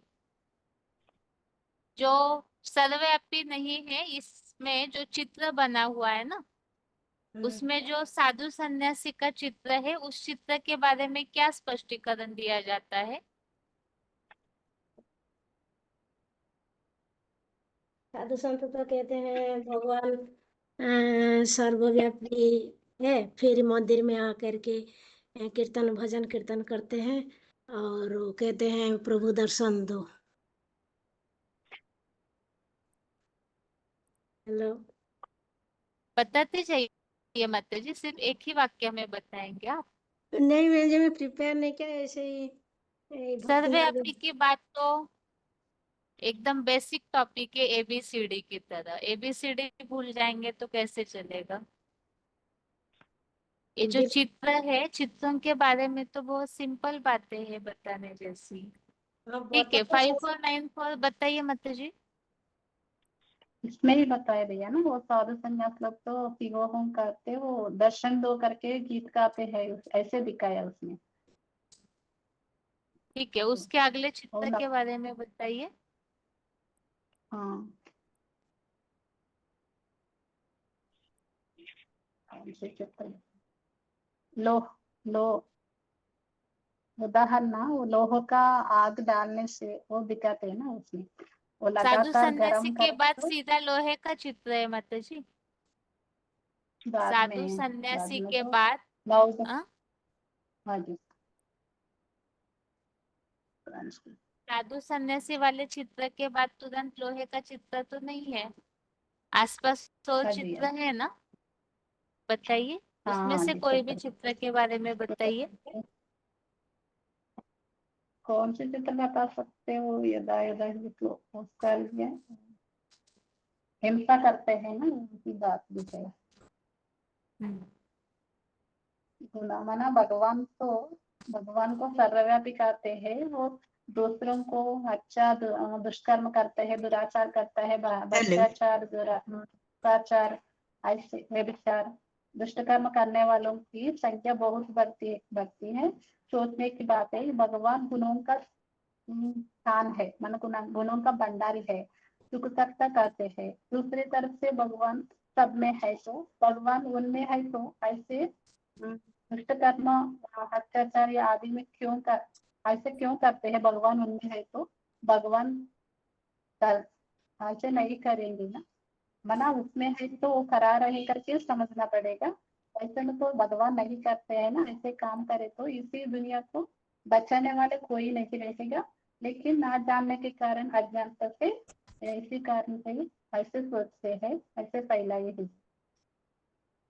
ठीक है गीता में मतलब भी बालेश्वर के माता जी आप अगली बार प्रिपेयर होके रहिए, ठीक है। हाँ जी। आगे 180 माता जी बताइए। प्रश्न क्या है? सर्वव्यापी के जो चित्र है, जो साधु सन्यासी खड़ताले बजाते हैं और आसपास जो बीमार व्यक्ति का चित्र है, उसमें से कोई भी 2 चित्रों के बारे में बताइए, कैसे सिद्ध करेंगे भगवान सर्वव्यापी नहीं है। जैसे भक्त लोग और चिल्लाते रहते हैं ना कि हमको दर्शन दो, दर्शन दो, और आकर के हमको दर्शन दीजिएगा, और मेरे भगवान आकर के दुख हरो, ये भी कहते रहते हैं। बीमार होते या कोई कष्ट होता है तो कहते हैं आकर के दुख हरो, भगवान ही हमारा साथी है, भगवान ही। डॉक्टर भी जब हार जाते बीमारी वगैरह में तो यही बोलते भगवान ही तुम्हारा दुख हरेंगे, और उन्हीं की उपासना करो। और लोहे वाले में बताया है कि जैसे कि लोहे को अगर अग्नि एक में गर्म, चित्र को लेकर के प्रूफ कीजिए कि इससे कैसे हम सिद्ध कर सकते हैं भगवान सर्वव्यापी नहीं है। तो आकर बुलाते ना कि आकर के दर्शन दो, अगर होते तो फिर यही ना दर्शन कर लेते, और सर्वव्यापी हो तो मतलब तो फिर हम सब एक दूसरे का भी दर्शन कर लेते। इसीलिए तो बोलते ना कि अगर होता तो दर्शन की जरूरत ही क्यों होती, सामने ही जब दिख रहे हैं, ये सब में है, तो कहीं भी हम दर्शन तो कर ही सकते ना, दर्शन तो होता ही रहता है मतलब फिर। तो इसलिए यही होता है कि हम मतलब भगवान सर्वव्यापी नहीं है। और जैसे कि अग्नि का जो गुण बताया है वो लोहे का, कि लोहे को अगर अग्नि में डालो तो लोहा भी लाल हो जाएगा, क्योंकि लाल अग्नि होती है। तो ऐसे आजकल जो भी इंसान है उसमें, चाहे जानवर पशु पक्षी भी है, तो जानवर जो हैं वो भी मतलब एक दूसरे को दुख देते हैं। भगवान तो दुख हरता और सुख करता है, दुख तो देता नहीं है। तो इससे सिद्ध होता है कि मतलब कि भगवान सब में नहीं है, भगवान के गुण आ जाने चाहिए। तो भगवान के गुण तो किसी में है ही नहीं, अभी तो सब आसुरी गुण है, दैवी गुण तो किसी में है ही नहीं है। तो भगवान के गुण कुछ भी नहीं है ना, कोई अभी सुख शांति में है जो भगवान सुख का सागर है, आनंद का सागर, की दूसरों को दे सके, ये सब नहीं है। पवित्रता का सागर है। तो आज पूरी दुनिया तो पतित है, पावन बनाने वाला तो एक ही भगवान है। तो इसीलिए उसको गाते रहते हैं कि पतित पावन आओ, पतित पावन सीताराम, ऐसे बोलते हैं, ऐसे बुलाते हैं। और जैसे भाई भाई का खून करते, एक दूसरे के मतलब अत्याचार करते हैं, खून करते हैं, धन संपत्ति लूट लेते हैं, ले लेते हड़प लेते हैं, तो ऐसा गुण तो भगवान नहीं है ना। भगवान तो वो है, सबको एक बराबर दृष्टि में देखता है, सभी को आत्मिक दृष्टि में देखता है, और सबको बराबर वर्षा देता है।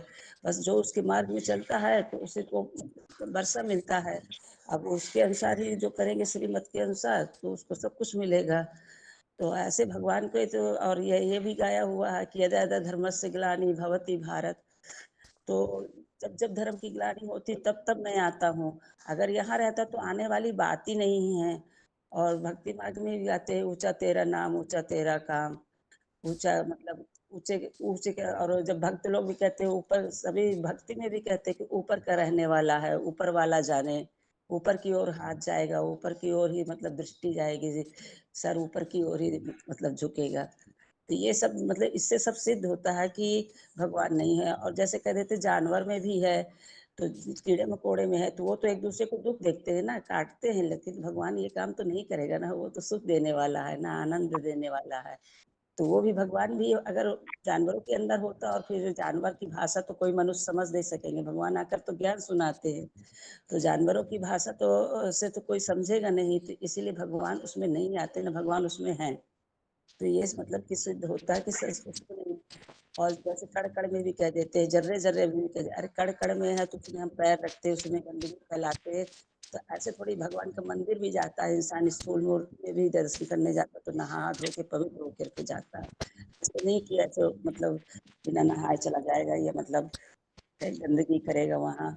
तो ऐसा तो कुछ नहीं है। तो ये है कि भगवान नहीं सब जगह, एक ही जगह है, वो ऊपर वाला का रहने वाला है। सिद्ध होता जो गीता में आया हुआ है कि सूर्य शशांक को, ये वाला जो का है वही है। मतलब इससे सिद्ध हो गया इन बातों से कि मतलब भगवान सब जगह नहीं है, भक्ति में यही सब जगह जो कहते हैं तो वो नहीं।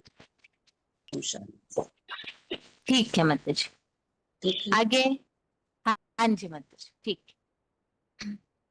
आगे अगला हेलो कौन अनम्यूट है? हाँ जी, हेलो, ओम शांति 15374। क्या? भगवान 15374, हाँ जी। 15374। बताइए माता जी। भगवान सर्वव्यापी नहीं है, भगवान सर्वव्यापी नहीं है, एक बात है। वो तो सर्वव्यापी है तो दुनिया में इतनी दुखी अशांत क्यों बढ़ रहा है? और वो दुनिया में जो भगवान कौन कौन में है, तो जानवर की तो पशु में भगवान, तो वास्तव में भगवान सभी में नहीं है। जो चित्र में है ये प्रभु जी दर्शन दो, तो यदि भगवान है तो भक्तों में तो भगवान है, तो क्यों कहते प्रभु जी क्यों क्यों किसी को दर्शन देते? इसलिए उनकी भगवान नहीं है। और वो भाई भाई को भी खून करते हैं, वो भाई की उनके अंदर भगवान है, उनके अंदर भगवान है, तो उनको वो किसको खून करते हैं, क्यों खून करते हैं? तो इसलिए उनके लिए भी भगवान नहीं है। भगवान का गुण है तो उनको क्यों खून करते हैं? और ये कि दुष्कर्म करते हैं लोग, जो दुष्कर्म करने वालों को जो भ्रष्टाचार व्यभिचार होते हैं, वो भगवान कैसे हो सकते हैं? और लोगों को दिखाते हैं, तो जैसे लोगों को अग्नि में डालते हैं, लोगों में अग्नि का गुण आ जाते हैं। ऐसे सभी का अंदर में भगवान है तो सभी का अंदर भगवान का गुण होना चाहिए ना। तो गुण नहीं है उनके अंदर में। आज तो दुनिया में काम क्रोध लोभ मोह अहंकार तो सब में है, भगवान का गुण नहीं है। और भगवान और एक चित्र में दिखाते एक बीमार में पड़ते हैं, यदि उनको में भगवान है तो वो क्यों बीमार में पड़ते हैं?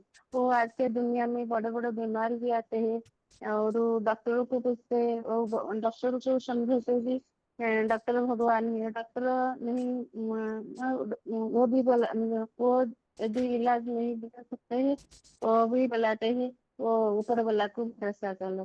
तो भगवान कैसे हो सकते हैं? उनमें भगवान भगवान सर्वव्यापी नहीं है। तो गीता में आया ही यदा यदा हि धर्मस्य ग्लानि भवति भारत अभ्युत्थान अधर्मस्य तदात्मन सृजन। अर्थात जब जो धर्म को ग्लानि होते हैं तब भगवान भारत को आते हैं। जो गीता में भी आया है, परित्राण साधन विनाशाय दुष्कृतम धर्म संस्थान संभावित है।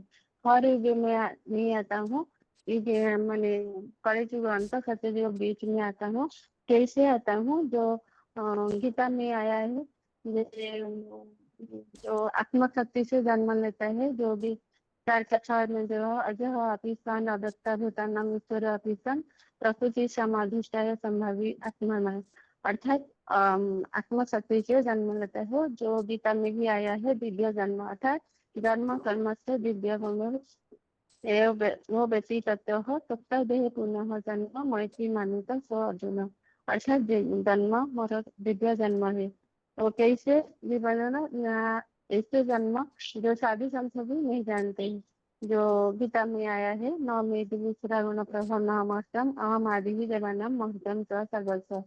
फिर भी वो कहते हैं कैसे दिव्य जन्म में प्रवेश तुम, अर्थात जो लेटर में प्रवेश तुम, और कैसे जो भगवान का घर जो दिखाते हैं, न तत्भाषते सूर्य न ससन न पावय न विभते तद्धम परम मम।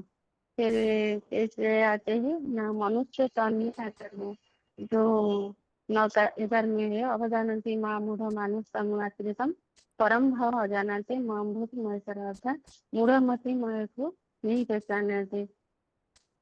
तो फिर भी न कचारी में अच्छी मया ततमिदं सर्वदग्ध अव्यक्तम मस्तानि सर्वभूतानि न च हम तेसु रस्ते, अर्थात मेरे जो अव्यक्त मूर्ति शिवलिंग रूप में ही व्यक्त हूँ। और रूपेता भी आया है, यदि भगवान सर्वव्यापी है तो अर्जुन क्यों बोलते हैं भगवान को देखने के लिए, जो दिव्य जो कहती ना तो मान सके से दृष्ट माने दिव्य दृष्टि द्वारा ही भगवान को देख सकते हैं, अर्थात ज्ञान के नेत्र से भगवान को देख सकते हैं। तो न तो मान सके से दृष्टा दिव्यम ददाम चेतसु पश्चिमेगम अक्षरम। और भगवान पर जो कोची अणु अणु अनुस्मरण से सर्व सभी पुराण अनुशासित अनुस्मरण से, अर्थात भगवान सबसे अणुठारू भी अणु सूक्ष्म जो भी कुहाଯାଇଛି। 13 भी अच्छी यति समापि तत्ज्योति तमस परम से ज्ञान ज्ञान दृष्टम सर्वसृष्टम का परमात्मा भी ज्योति है। और भगवान को याद सर्वव्यापी जो 10 को दे दी ठीक थी, है अहम माता जी, आत्मा ठीक है माता जी, आगे गए आप बहुत ही। हाँ, ठीक है। आगे गए आप, अगली बार फिर इस टॉपिक को बताइए, ठीक है ना। ठीक है। अभी आगे 21,850 माता जी आप बताएंगे क्या जानवरों में भगवान व्यापी है, ये मान्यता किस तरह गलत है। ये हाँ दीदी, ओम शांति। हाँ। यहाँ चित्र में बताया है कि जानवरों में भगवान नहीं आता। कहते हैं ना कि कुत्ते में, बिल्ली में और हमारे तुम्हारे में, सभी में भगवान है। अब इतना ऊंचे ऊंचे भगवान जिसको कहते हैं शिव ही सत्य है, सत्यम शिवम सुंदरम, ऊंचा तेरा नाम, ऊंचा तेरा काम, ऊंचा तेरा धाम। तो इतना भगवान जो ऊंचा है उसको हम कुत्ते बिल्ली में कह देते हैं। अगर हमारे भी पिता को कोई कहे कि तुम्हारा पिता कुत्ते में बिल्ली में, तो इंसान मरने मारने को तैयार हो जाता। फिर इतने बड़े ऊंचे ऊंचे भगवान को कड़कड़ में कह दिया, जानवरों में कह दिया, हमारे तुम्हारे में कह दिया। अब यहाँ दिखाया है कि जो बड़ी मछली है छोटी मछली को खा जाती है। तो ये जो बड़ी मछली है इसमें अगर भगवान होता तो ये छोटी मछली को क्यों खाती, क्योंकि जानवर तो नहीं, भगवान तो किसी को नहीं खाता। तो इससे सबूत होता है कि जानवर में भगवान नहीं है, भगवान सर्वव्यापी नहीं है, भगवान एक व्यापी है, जिसके लिए बताया है गीता में बोला है कि 15 का 6वां श्लोक, न तद्भास्यते सूर्यो शशांको न पावका। फिर दीदी और आगे बताएं क्या उदाहरण। हाँ, मूल तो जानवरों का जो बातें है ना उसमें बहुत सारा बड़ा टॉपिक है वो, आपको जितना याद है उतना बताइए। अच्छा, जानवरों में भगवान नहीं हो सकते, इसके लिए और भी बहुत सारे ऐसे तर्क हमने बताए थे किस तरह कहते हैं ना, व्यापी नहीं हो सकते। कहते हैं कि सुअर में भगवान है। तो सुअर जो होता है, सुअर तो इतनी गंदी चीजें खाता है। तो भगवान, अगर उसके अंदर भगवान होता तो क्या ऐसी करते भगवान। तो जानवर में भगवान नहीं है। फिर कहते हैं कि सांप में भगवान है, सर्प में भगवान है। तो सर्प जो है, जो अगर भगवान होता तो सर्प तो कीड़े मकोड़े सभी कुछ खाता रहता है। तो भगवान क्या जानवरों में आएगा, क्या इंसान नहीं है। तो भगवान तो इंसान में, और वो भी एक ही रथ है मुकर्रर, उसमें प्रवेश करता है। जानवरों में, कुत्ते में, बिल्ली में, इनमें भगवान प्रवेश नहीं करता है। दीदी इतना ठीक है। ही। हाँ ठीक है, अभी अचानक शायद फोन अनम्यूट किया इसलिए नहीं सोच पा रहे होंगे आप, ठीक है। ओम शांति दीदी। हाँ बताइए माता जी। ये जानवर का बताओ। हाँ जी, हाँ जी। अगर परमपिता परमात्मा जानवर में, भगवान जानवर में होते हैं तो जानवर मनुष्य के बात तो मनुष्य समझ लेते हैं, पर जानवर के बात तो कोई समझता ही नहीं, तो जानवर में कैसे होते हैं? तो जानवर का बात तो कोई समझ नहीं सकेगा, तो जानवर में भगवान नहीं है। और भी बताए हैं कि जो जानवर हैं एक दूसरे को काटने लगते हैं, तो भगवान अगर होते तो एक दूसरे को थोड़ी ही काटेंगे। तो इससे पता चलता है कि जानवर में भगवान नहीं होते हैं। और गीता की बात बताओ। बताइए। जो लोग बात बोलते हैं कि गीता में आया है कि भगवान, गीता को भगवान ने बनाया है, लिखा है भगवान ने। तो इसमें गीता में भी आया है ना, जो विभु शब्द का अर्थ है कि विशेष रूप में जन्म लेने वाला, उसमें तो आया है, पर मनुष्य समझ लेते हैं कि विभु माना हर एक में भगवान मनुष्य में समाये हुए हैं। परंतु जो भगवान है वो मनुष्य के बुद्धि में परमात्मा की याद हर एक के बुद्धि में वो याद में होते हैं। कहते हैं ना कि भगवान कण कण में है। गीता में भी आया है कि कहते हैं गीता में भगवान बनाया है, तो आज दुनिया में 108 टीकाएं बनी हुई हैं। तो ऐसे गीता में एक दूसरे से भी नहीं मिलती है, क्योंकि जो माधवाचार्य की गीता है उसमें कहते हैं कि अलग जो परमपिता उनसे भी एक नहीं है, अलग अलग है। और शंकराचार्य की गीता में भी कहा गया है एक ब्रह्मम इदम नास्ति द्वितीयम नास्ति, माना इस दुनिया में जो कुछ भी है सब परमात्मा की स्वरूप है। ये तो दोनों गीता के अलग अलग बात आ गई। तो उसमें भी जो गीता है उसको भी मनुष्य ही बनाया है। तो जब वो परमात्मा ने, जब भगवान ने उस गीता को बनाया होता तो इसमें इसे एक दूसरे से मिलावट यहाँ नहीं तो होती। टॉपिक ही अलग हो जा रहा है माता जी। थोड़ा सा इस बात को आपको स्पष्ट करना, थोड़ा सा शब्दों का सेटिंग ठीक से देखना होगा। वास्तव में यहाँ तो हम गीता के आधार से इस बात को स्पष्ट करने की कोशिश कर रहे हैं ना कि हाँ, भगवान वो गीता में भी सर्वव्यापी नहीं अगर है। भगवान सर्वव्यापी होते तो जो नहीं गीता नहीं, में भी अभी आया एक है मिनट माता जी, अभी सात पहले अध्याय में। आपकी जो बात है ना वो से क्लियर समझिए। वास्तव में यहाँ जो आप टीकाओं की बात बता रहे हैं ना, आपने ऐसे अभी बताया बातों में कि भगवान ने अगर बनाया होता तो इतनी टीकाएं। वास्तव में इस बात को आपको इस तरह से बताना है, भगवान ने इस गीता को जब उवाच किया तो कोई भी धर्म पिता शास्त्र तो लिखते नहीं, बाद में द्वापर युग में आकर के इस गीता को किताब का रूप दिया गया।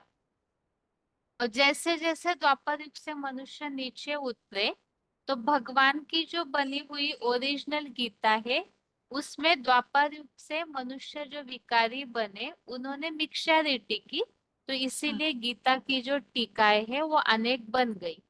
तो जो मूल जो गीता है जो भगवान बताए हैं मनुष्यों के परिवर्तन के लिए वो छिप गई, उसका अर्थ का अनर्थ मनुष्यों ने विकारी बनने के कारण किया। आपको इस तरह स्पष्ट करना होगा। अगर हमारा वाक्य बाहर वाले पंडित है, गीता पाठी है, उनके सामने थोड़ा भी अगर गलत शब्द निकलता है तो कोई कोई लोग जो विरोधी है तो वो लोग तो तुरंत बातों को पकड़ेंगे ना।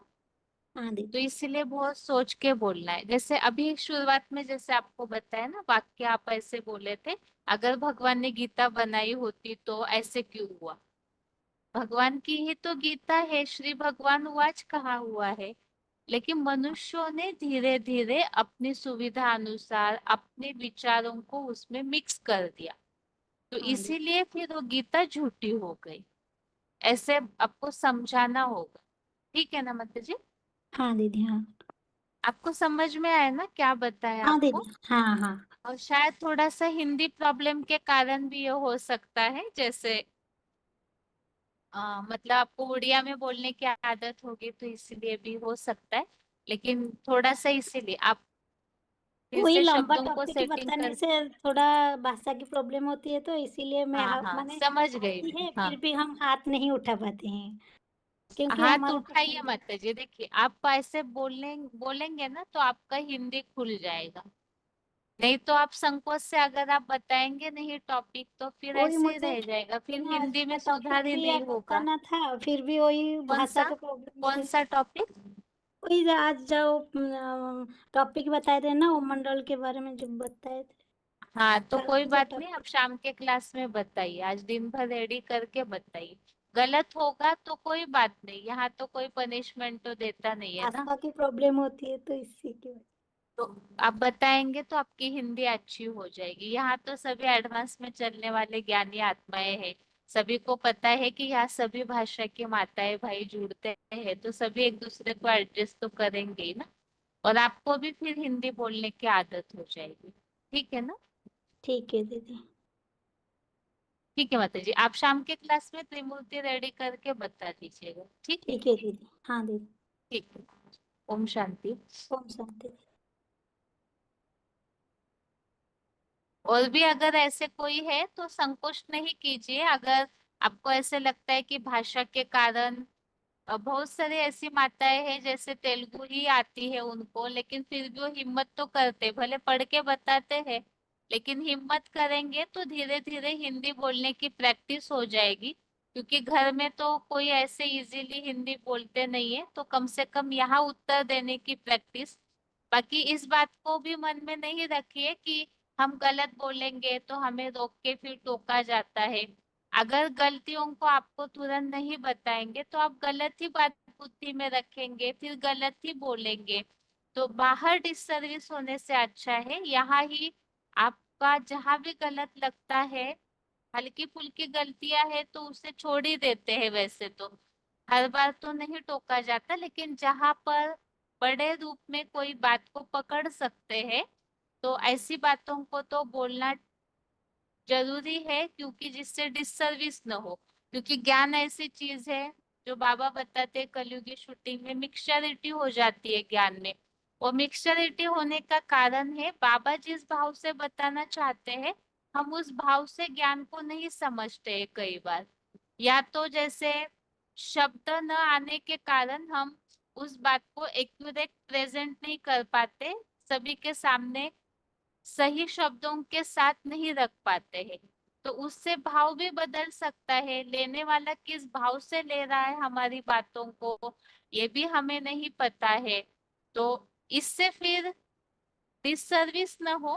केवल इसीलिए ही जहां ऐसे लगता है कि आप गलत बोल रहे तो वहां समझाया जाता है, तो इस बात को बिल्कुल भी किसी को गलत नहीं लेना चाहिए, क्योंकि हम यहाँ तो सीख रहे हैं, प्रैक्टिस कर रहे हैं, तो सीखने में तो ऊपर नीचे हो ही जाता है। तो गलत भी नहीं सोचिए, ना ही संकोच रखिए मन में, आप बोलते रहेंगे हर बार तो प्रैक्टिस हो जाएगी और धीरे धीरे आपकी भाषा भी खुल जाएगी, हिंदी में भी एक्सपर्ट हो जाएंगे।